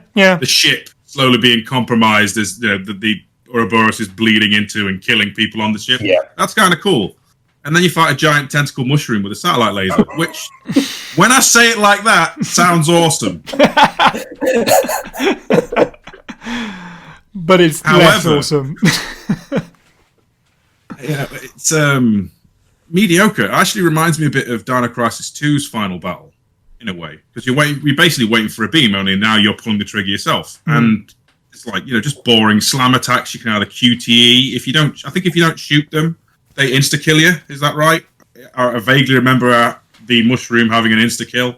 I think so, yeah. And it spawns little globules like. Ooh. Maybe I'm spoiled. I turned around and praised Sadler, and in comparison, he's not a giant mushroom monster that needed a laser to kill. So. I guess she has that going for her. She does require a big old laser. But was this game to feature satellite lasers? Was it what? Sorry. Was it the first Resident Evil game to feature satellite laser beams? Yeah, I think you're right. I know Revelations has technically got one. Oh, okay.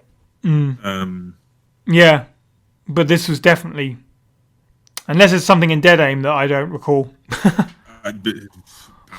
It's strange. I'm trying to figure out ways to say the boss fight isn't terrible, and I can't. It sounds awesome, but then you play it and it's awful. Mm-hmm. And Mr. KDB, any thoughts on the boss fight itself? Not really. To be completely honest with you, it's been a long time since I participated in that boss fight, so I can't remember every detail. I rewatched it again on YouTube recently, and I just do remember it being quite forgetful. Yeah, it's very meh, unfortunately. Well, in that case, let's move on ahead to Resident Evil 6 and the two villains that we're going to be talking about from this, who are tied together much in the same way that the RE4 villains are, perhaps to a much more complicated degree. In fact, their backstory is to a much more complicated degree. Every one I've done before, when I wrote out the paragraph, sort of making notes from the Batman's timeline, was, it's about a paragraph. They've got about 3 each, so please bear with me. Because if Resident Evil 6 is anything, it's convoluted. So Simmons was born into the family, a selection of the world's wealthiest, most powerful and most influential, obsessed with shaping the fate of the Western world with their own decisions, and was one day destined to lead the family. Simmons spent some time in the army, and after leaving set up the Simmons Foundation. Though not a scientist himself, the Simmons Foundation was a way for him to exercise his interest in it. After becoming an agent of the US government, Simmons met and worked alongside the spy Ada Wong, seeing her as an equally intelligent and strong person and developing an obsession with her. In 1998, not only was Simmons on the board for the sanitization of Raccoon City, it was his meeting and his final say, believing that it was important to stop Umbrella from getting their hands on William Birkin's G-Virus and destroying any leverage the company had against the US government, who were their largest customer at the time. However, Hunk left the city with a sample of G before the government could fire their missiles. Following this, Simmons was charged with protective custody of Sherry Birkin and repeatedly attempted to extract a G from her body. After learning that he was behind the city's destruction, Ada Wong left Simmons and never looked back, so Simmons turned to his scientific pupil, Carla Radames, who had graduated university at 15, to begin Project Ada, which we'll get back to. In 2012, President Adam Benford elected to reveal the truth to the world about the US government's involvement in the Raccoon City incident, and Simmons, who'd become the president's right-hand man, could not dissuade him and so unleashed a bioterror attack in the city of Tall Oaks, where the president was holding a meeting, blaming Benford's death on Leon S. Kennedy and government agent Helena Harper. Immediately after this, Simmons is infected with the C virus in China after following a tip from the real Ada Wong that Carla Radames was attempting to destroy the world. That's one hell of a backstory. Some of that's in the game, as it begins. But obviously Resident Evil 6 is played a lot out of order with all these different campaigns starting and concluding at different times. Plus a lot of it's in, excess materials and stuff. So hopefully that made sense to people that haven't played the game. But let's kick off Derek C. Simmons. This one was, for me, a shame in the poll in the sense that I wanted it to get more votes. It's been said before. Let's say it for the 100th time. I think he should have lived. There is potential there. In the first couple of chapters of Leon's story, before he becomes, the boss rush of the entire campaign, if you're going to go to the effort of retroactively inserting him into the Raccoon City incident and the life of Sherry and the life of Ada and, really link him to this character that we need to know more about, then why do you have to kill him off? It's so upsetting. Steve, please say you're with me on this one. Agree. And to be fair, his body hasn't vaporized. He's come back from worse. That's true. Not to hold out hope for you, say. I'm just saying that man has survived a lot. Certainly possible. And the way you've described his entire backstory to me, and me having played the games, I'm now more confused than ever. Yeah. It's very weaved through lots of things. It's I do think, the way they basically parachuted and retconned him into the plot as such a integral, moving gear. It's massively short-sighted to then basically, he could have been the next Wesker. He had the makings of it. And all right, okay, dude in a white coat with a ring, but he does actually have something of a distinctive counter silhouette to him as well. So, yeah, absolutely. It's a massive shame in the short, really. Yeah, it's so strange that they went to that much of an effort to look at the lore and weave this story through for a character that was going to die. I guess, I don't know, assumed was always going to die. Him being a mutant is a big part of Leon's campaign, so it must have always going to go that way because a big part of the campaign is built around it, which is really a shame because after 5, obviously a lot of people were like, oh, Wesker's dead, where does the series go now? And we have struggled since 2009 with clinging on to a single villain. It's never happened in Resident Evil history, really, has it? We've never had a villain survive more than a game, and if they have, they haven't shown back up yet. And Simmons doesn't even make it halfway through Leon's campaign, really, which is a damn shame. I wish they'd done a bit more with the whole, Helena not necessarily being trustworthy aspect at the start of Leon's campaign as well.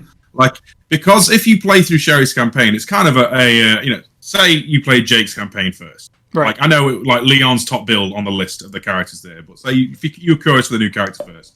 Simmons is it's a random drop that, the person Sherry's been working for is this evil bad McEvil man. So, had it been a bit more played off in the entirety of Leon's campaign, it would have been more interesting as well. Seeing that maybe he is on the level, maybe he isn't. Maybe Helena is in fact going to betray you at the end in some kind of big twist. But instead, he just becomes a pantomime villain. Yeah, there's a lot of that with Resident Evil 6, and just sort of, like you say, deciphering the plot at times is difficult, or just sort of reading the timeline, and Batman sort of put sort of like the profiles of characters when they're born, you get to read their story without any interruption of anything else, is especially for Carla, who we're going to talk about after this, was like, oh, okay, now I understand, because I played through a lot of Resi 6 in preparation for this to just try and sort it out in my head, but just sort of reading it helped more than actually playing the game for me.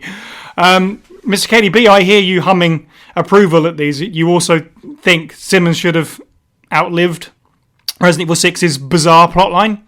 Yeah, I played it for the first time recently, so Simmons was very new to me, so I'm fresh off the back of Simmons, but I absolutely love him as a villain. He definitely should have outlived. He had so much potential. He's this nasty piece of work. He's basically he's like a massive incel, but he is a decent threat because he's on the inside with the government. So basically, he can just turn the entire world or country against you. He's really powerful. He's really smart. Yeah. Love how he dresses. He has a bolo tie, which is just fantastic. He's only missing a cowboy hat. It does feel like there's something else missing. Like he's almost, like you say, he could have been. Steve said he could have been the next Wesker. He's so close to being there, and I think there was definitely potential to keep him around, explore that a bit more for him to come back and do stuff. And I think, straight away I felt he caught my attention, and it was a shame that he seems to have been offed in one game. You know, despite the length of the game and all that backstory that we've got, it's there's a lot of potential there. He's a great villain. I really, really do enjoy him, despite his evilness. The most dangerous Ada simp that has ever lived. Yeah, that's it. Which Kidnaps is weird. Thousands of women. It's an afterthought, isn't it? Like his scheme in the entirety of his plot, up until getting backstabbed by Carla, he didn't even factor in as a problem. Like, it's only after the fact, and then it's like, I've been injected. Well played, because we have to say the same thing for some reason. He had his own schemes going on, which are completely upheaved by his simptitude. I don't know if that's a word. It is. And I didn't even see it coming. Do you know what? Like that's one of the other things I really like about him is the fact that he's a villain that gets another villain's revenge played out on him. I think that's a really interesting take. The things that he's done to other people, not the protagonist or anything like that. That's what comes back to haunt him in the end, which is cool. But again, it's one of those things that's kind of lost in the way that Resident Evil 6 tells its story. That being said, that as a personality, he's fantastic. That scene that you get with Leon. And Leon's figuring out that Simmons is behind the death of the president and stuff like that and the outbreak. But they can't necessarily say it over government channels. Simmons isn't going to give that away. But you get that sneaky sliminess. And then later, admittedly, as much as I don't like the fact that he becomes a monster, you get to see that angry, jealous side of him as well. So, David Lodge does an incredible performance. The only thing I would say... the letdown is the family thing. Like, we can ignore that. We don't need Resident Evil Illuminati. It's barely relevant to the plot. Even from my reading, I was like, it doesn't really impact the story. It could have just been the US government, really. They've been as shady, absolutely in the universe. It doesn't change his character at all, really. If you cut out this weird Illuminati thing, it could just be a private part of the government that's very careful about controlling the state of the US affairs. That's all it has to be, because it doesn't impact the story. It briefly comes up in Leon's campaign. There's the thing with the ring and stuff, but it was like they were planting a seed, but hopefully that seed is very dead and we'll never go back to it. Personally, I'm not interested, especially with Simmons being offed. There's no point to go back to it, right? Yeah, there's no other members of the family that are significant. Not that we know of. Like, obviously there'll be a retcon somewhere where, Simmons' son, Dave, shows up. And he could turn into a giant split-headed raptor man as well. But until then, there's nothing. It's weak. And that crypt is massive, by the way. Side point, that entire level in RE6. Like, I'm pretty sure in terms of vertical drops, Leon's gone through the planet. They didn't actually fly to China. He just he fell there. My God. he Minecrafted his way there. He just dug straight down. I've got a question though. Sure. Is he gets infected? He sort of wanders along a bit, lands on a train. You follow him.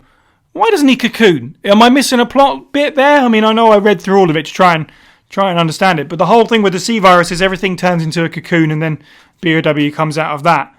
He doesn't do that. He just kind of like breaks apart and becomes a lion or whatever the hell that first form is. I didn't understand why. Weren't each 3 of those like specially prepared? Oh, maybe that's it. Maybe it's some special strain. His has got like, the usual mix is somewhere between 50-50 CV, Code Veronica virus and G virus. Instead, this one's like, 99.9% pure G virus. That's why he just doesn't die and mutates more. Is that fact or speculation? Because I like it. That's complete nonsense. Well, let's go with it though. It makes sense though because he just constantly, as you say, is reforming. It becomes a wide variety of things. Yeah, he's like a giant housefly at one point. Yeah, unless we forget the dinosaur, of course. Yeah, Simonsaurus Rex. Any more thoughts on the character before we talk about those fights, I guess? Yeah, I mean, let's go on, Steve. No. I keep talking over you, Kelsey. I'm sorry. You go for it. I was just going to say, I just want to say again. So I really enjoy him. Like I mentioned before, when there's villains that don't necessarily want to be sitting on the throne. I don't know if anybody's seen Game of Thrones, but the bad guys in that are generally the better ones are the ones who aren't interested in sitting on the throne. And he's the same here. He wants to just pull the strings from behind the scenes. He's obviously got a lot of connections and a lot of ways that, again, he can come at you. And he's also just disgusting. Like, as smart and connected as he is, this sick obsession that he has for Ada, it's this unrequited love thing. He feels so hard done by, but you just don't have the sympathy for him. And it just makes him really easy to hate. And it is the first time, I think, since Wesker that it was somebody I did really, really, really despise in the series, but wanted them from a character sense to be around and to see more of. It's frustrating that it seems that we may have seen the last of him. I really, really like the Happy Birthday Ada tape. I think that is such a horrific touch. Like, that's one of the most horror parts of the entirety of RE6, I think. Yeah. I mean, I know there's lots of horrific parts, but it's mainly action in terms of slow, where it gets quiet with that videotape that says Happy Birthday Ada and it has the footage on. I love that he's labeled that tape, it's from his private personal collection, and then it's been placed there to manipulate Leon. We'll talk more about Carlo, obviously, but yeah, I'm big fan of Simmons. God, just talking about it makes me sad that he's dead, if he is dead. Like you say, Steve, there's no reason they couldn't undo that. Let's be completely honest.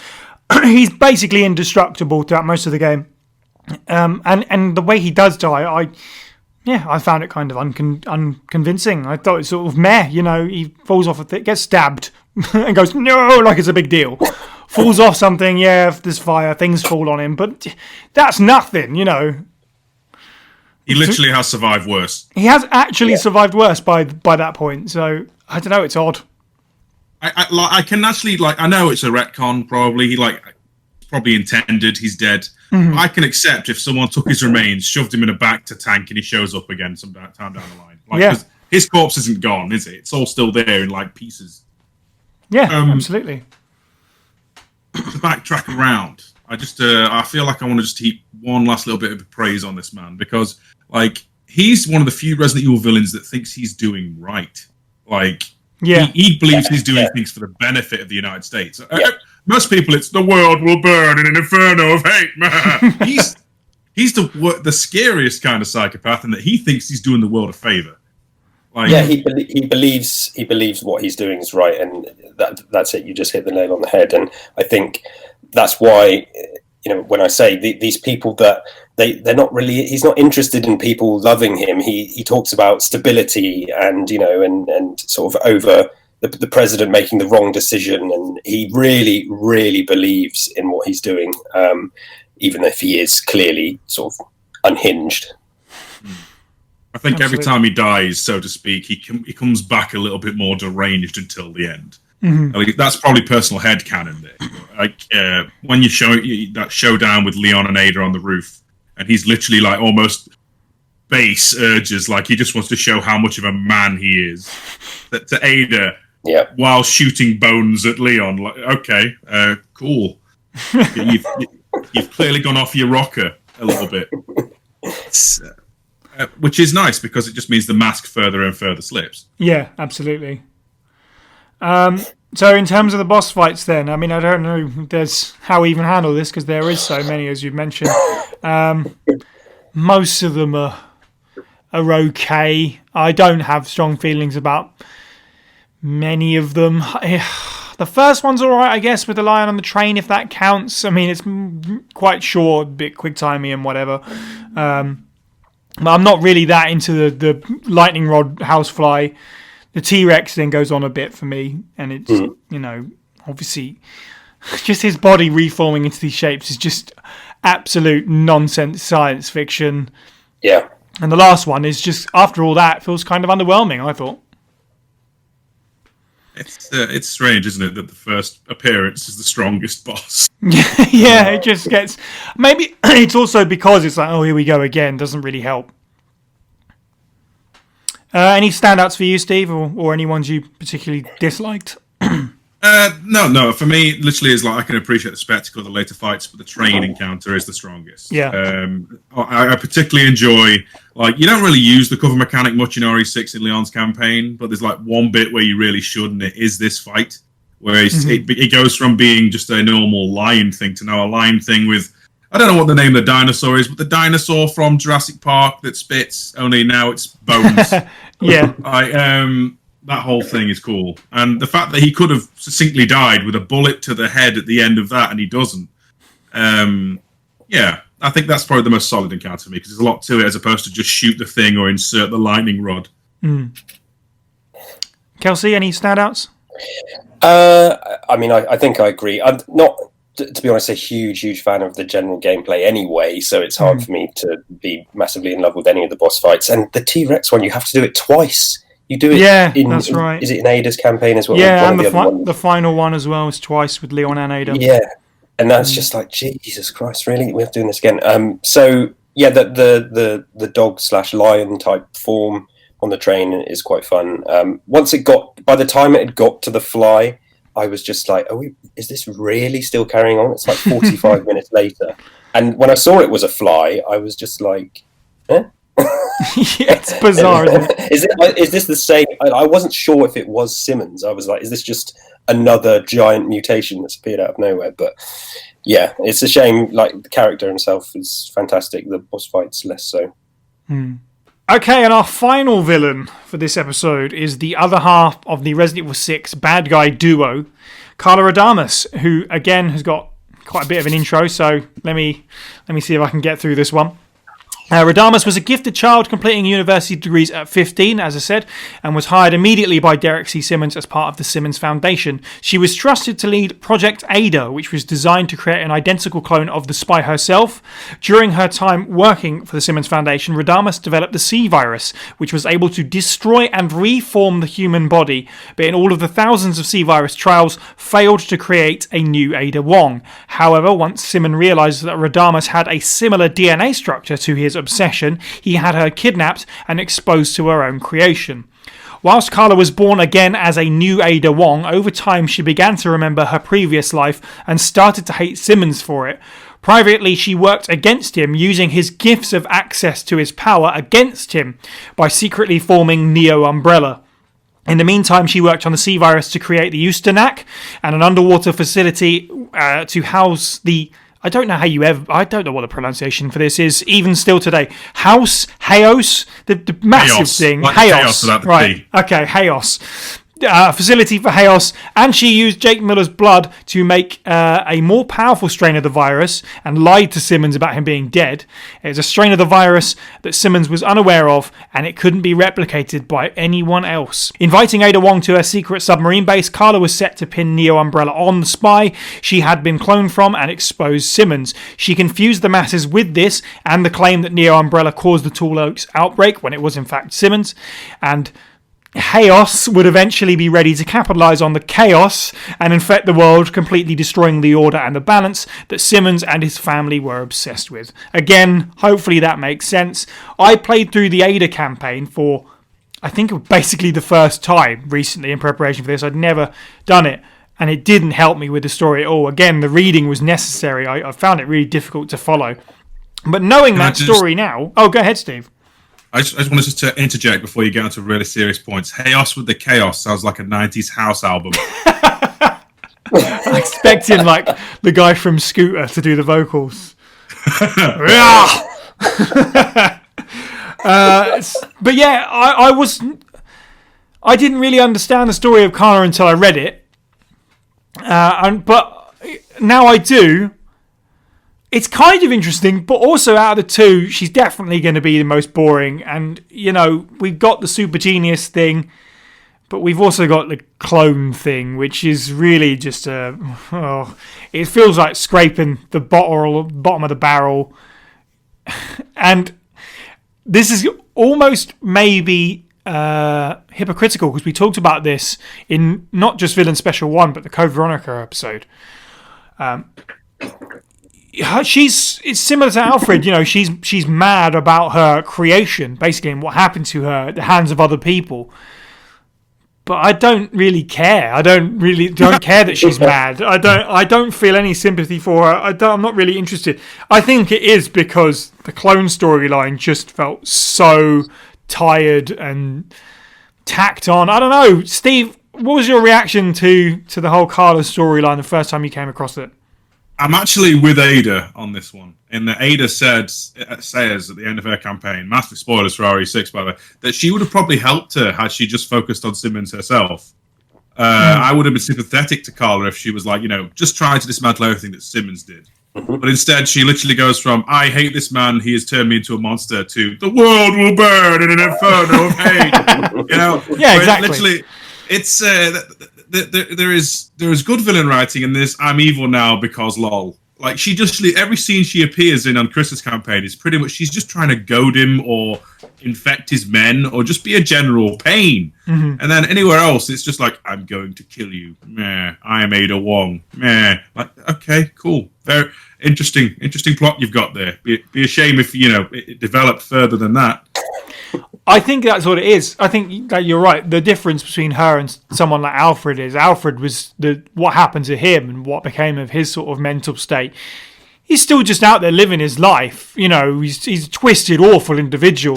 But he just sat on his island doing his own thing. Whereas, yeah, Carla just goes from, oh, I'm a clone, to must destroy everything. It just boils down to, I am bad guy, world go boom now, you know. Is it meant to be a vindictive parallel? Like, Simmons is obviously all about control, so she wants to unravel. I guess so. Yeah, that's her goal. Yeah.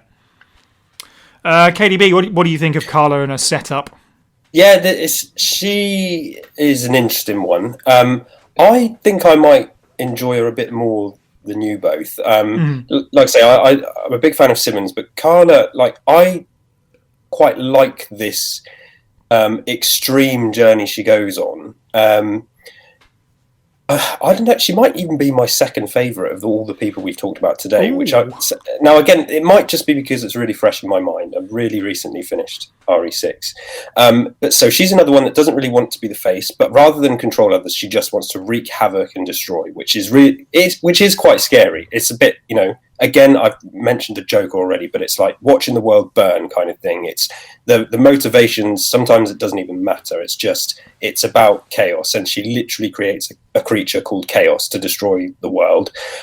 She reminds me a little bit of Adrian from Watchmen. Now, their plans are a little bit different, and he's a bit more kind of about the control, and he creates this giant monster to get people to, to trick people into thinking that they need protection or something like that. But she creates a giant monster to destroy the world, a bit like he does. I also have a soft spot for doppelganger stories.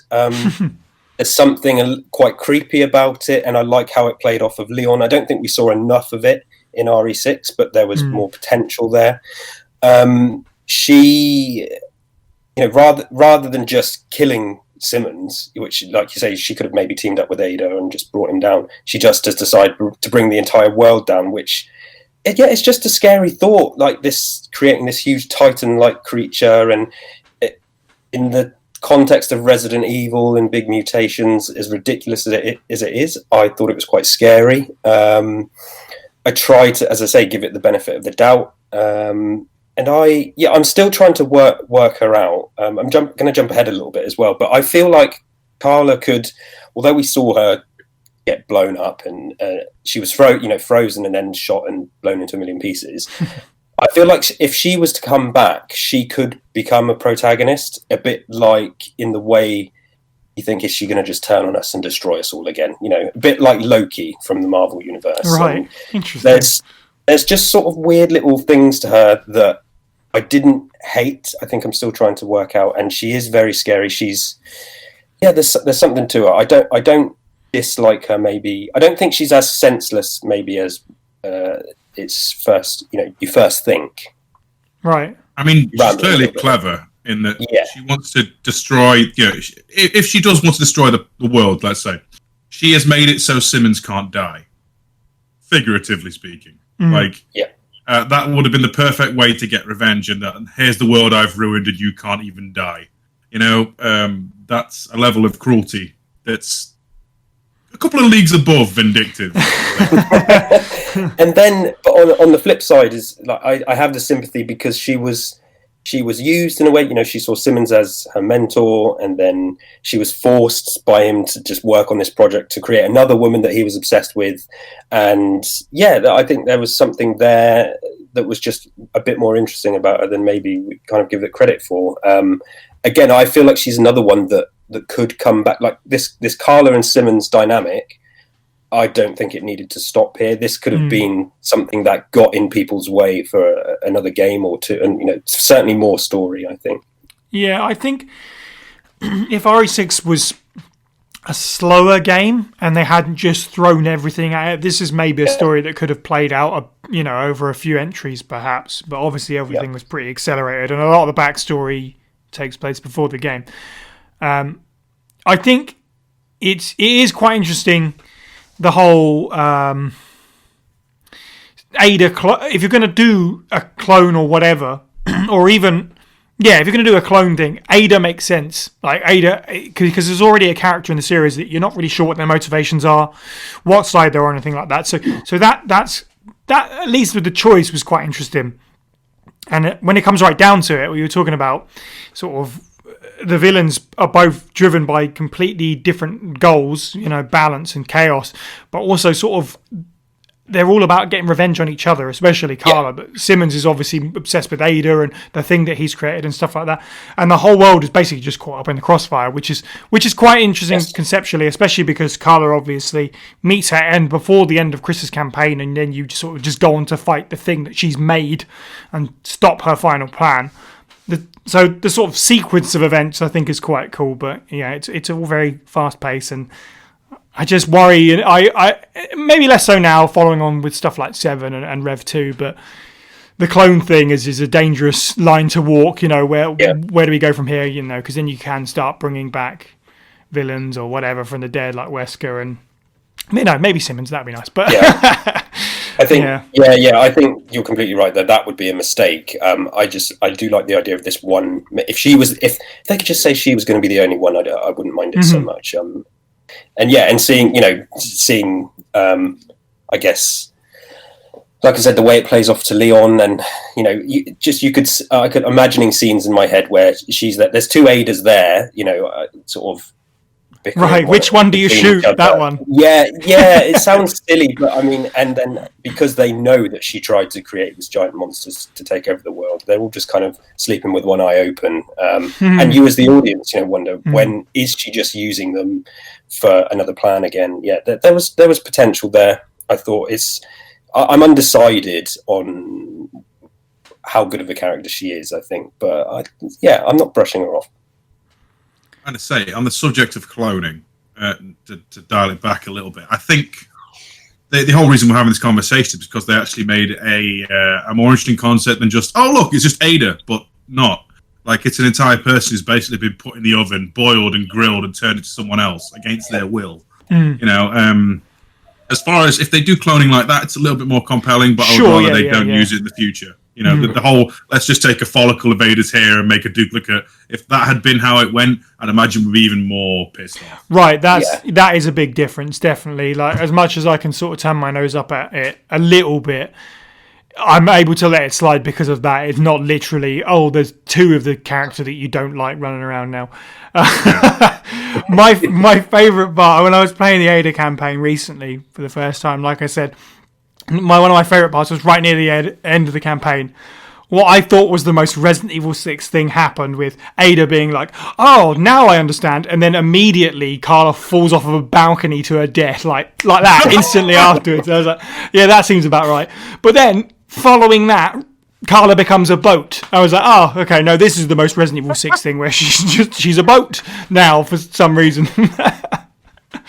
Which, we'll talk about the fight, but from a visual perspective, especially the part with her face on the wall, I thought was striking. I thought that was really cool. Definitely. Yeah, I completely agree. Yeah, I love that visual. She's sort of screaming and shouting. When there's a bit where you have to run down the corridors or whatever, and you get grabbed by the arms, and it's sort of like she's everywhere in the boat. And it was. Yeah, I did like it. It's silly, but lots of it's silly. The face in the wall, and it took me a while to figure out what the hell to do. Yeah, same. But she's just going to shout me to death. But the thing I don't necessarily like the thing she's shouting. She's going on about how she's the real Ada Wong and stuff. It's like, well, her character is that she's not, right? And that's why she's mad. Yeah. So I don't really understand why she's so intent on that. But that does completely contradict it, doesn't it? Because she's fully aware of that piece of Carla is inside her, and she's aware of who she is. So yeah, I don't know. See, that would have been the perfect MCU credit sting, wouldn't it? Where it turned out, oh no, the real Ada was the insane one. Right. Hey, Yeah, that's fair. I mean, you can tell which one is the right Ada pretty early on. If you're going into RE6 blind in Leon's campaign and you start seeing that there's Ada's running around in two different costumes, you figure it out pretty early on, let's face it. Yeah. Will it be the one who wears the colour she's associated with all the time? Or not? Exactly. Indeed. So, how do we feel about sort of the fight, I guess? If you can really call it that, it's kind of a series of quick time events and then, just shoot at a certain part of her face on the wall. I thought visually it was cool. It's not massively satisfying as a boss, but it worked well enough, I feel like, for the end of Ada's campaign. Steve, I think you're up first. Oh, all right. Okay. Sorry. Right. If you take the full gamut as the boss fight, like I did with Excella, I actually think it's one of the stronger ones on the table when you look at all the rest of its competitors here today in this Villains podcast. Because it represents just how twisted she is. And even like the whole point that is like most of these things still bear Ada's face, but then there's the darkness underneath. Like my personal favorite is one that's just hooked onto the ceiling and it looks like it's a normal benign, well, benign is a limited term here, gelatin Ada face, but the second you get close, it says this horrible mass of teeth and eats you instantly. That whole it looks like Ada, but it's got completely different twisted insides underneath.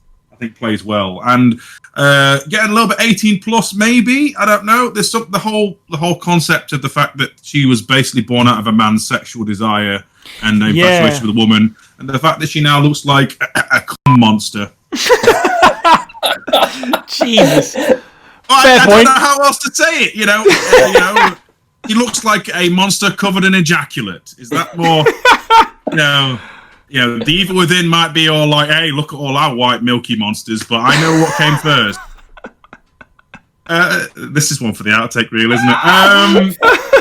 But it's true. It fits in with the whole point of her character in that she was born out of a man's twisted desire, and then kind of looks like.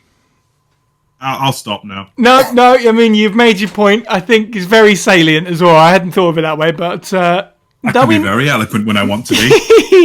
This is not one of those times. I think Resident Evil 6, when you take it as a tonal thing, when they're sort of looking at themes and stuff, yeah, I reckon that was actually intentional, and I've just never thought of it before. I think you're probably right, because there's some of that sprinkled throughout, really, with like the Deborah fight, rolled your eyes and everything, but. Yeah, there's an element to that, definitely. In comparison to the Deborah fight, this is not subtle. No. Right? The Deborah fight is like infinitely more subtle, which it's not. Which is not, no. In reality, but in comparison to this...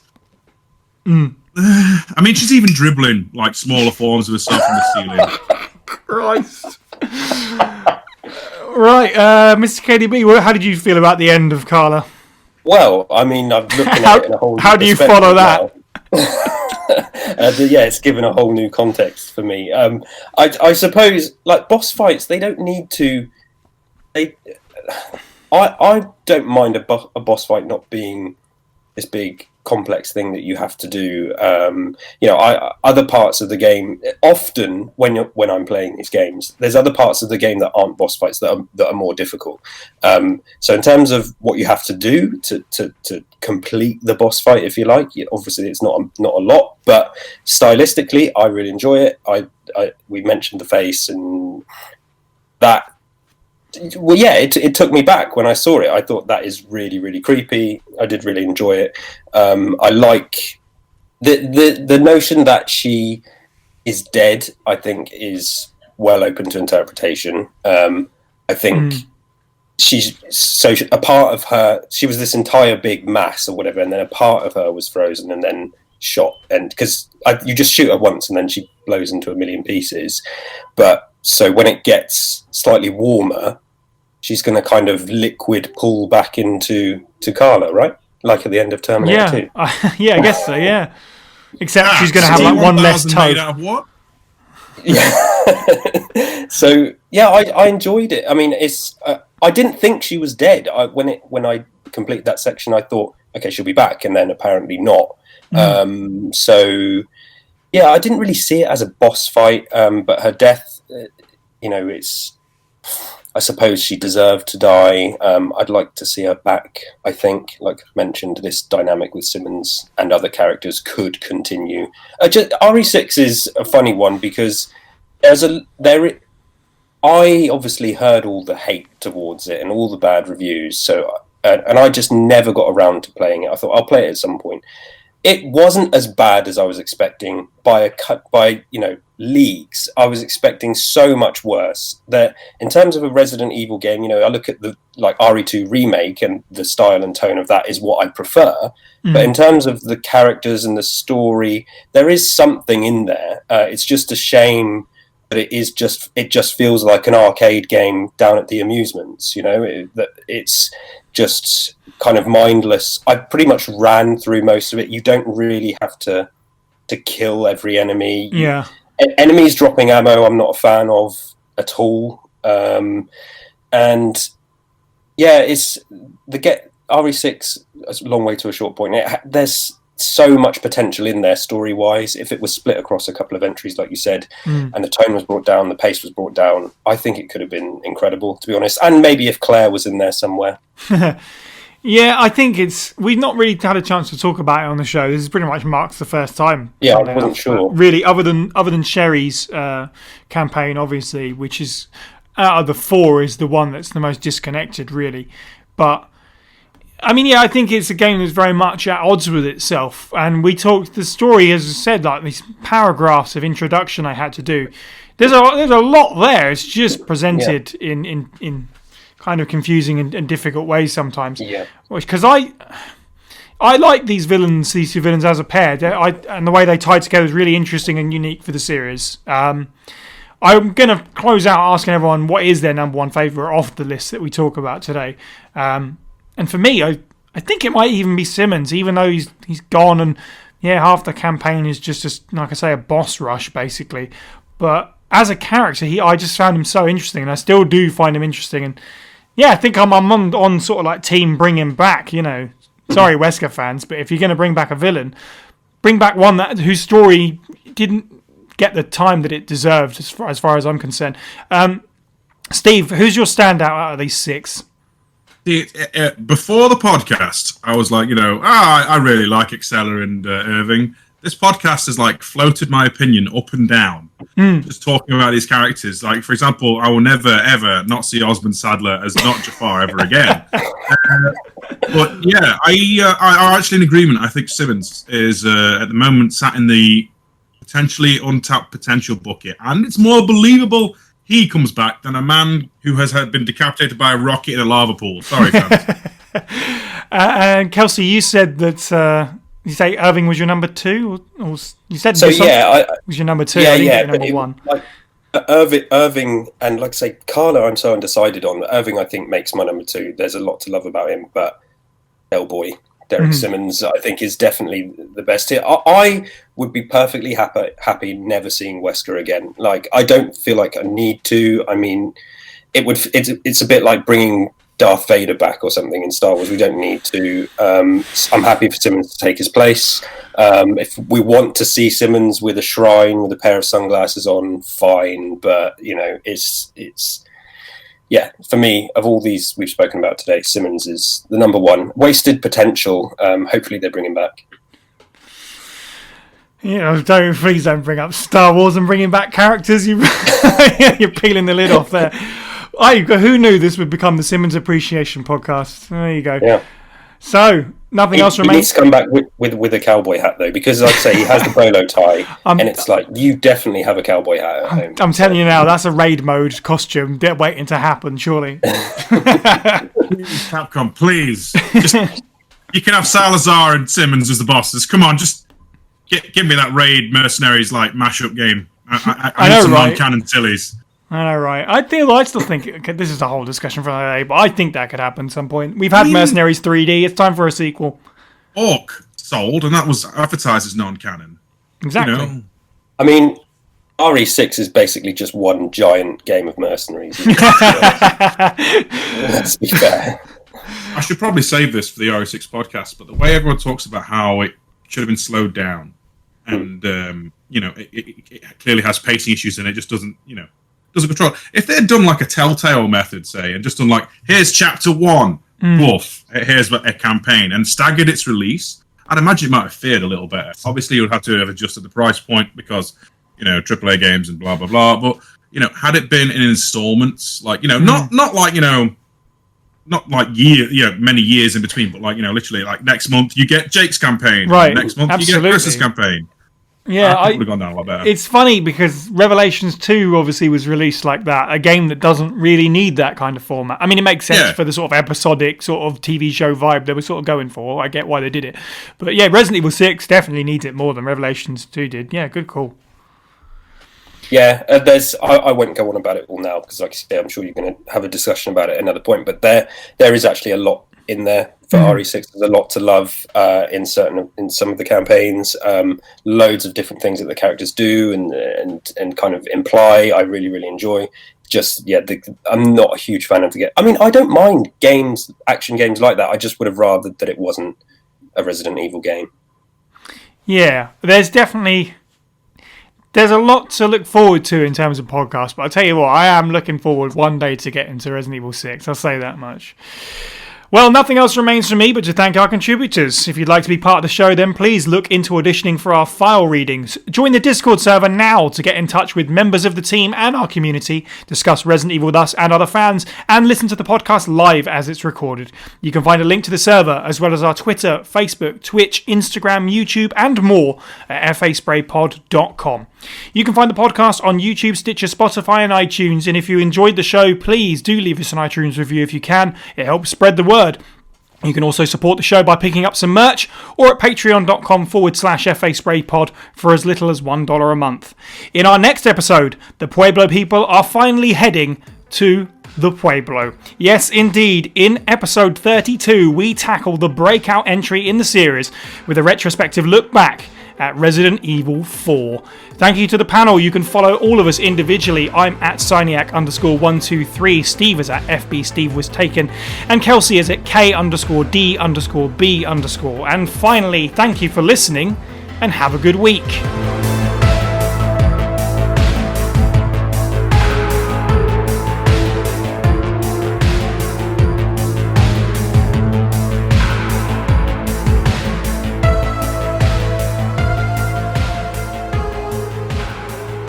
Mr. KDB, as you do podcasts, so I don't need to tell you how to speak. That's a generally obvious thing. The other thing, obviously, is if you can avoid the swears, it makes my editing job easier. Sure. But, it's not the end of the world. What about the word wanker? We need the list about PG-13 swear words, don't we? I've let, crap and ass come through, but wanker I don't think has come up before. What's the opinion on toss bag? I think you're safe. Toss bag's definitely not a thing that people say. But you could make it a thing that people say. It is now. Sentient jizz rag.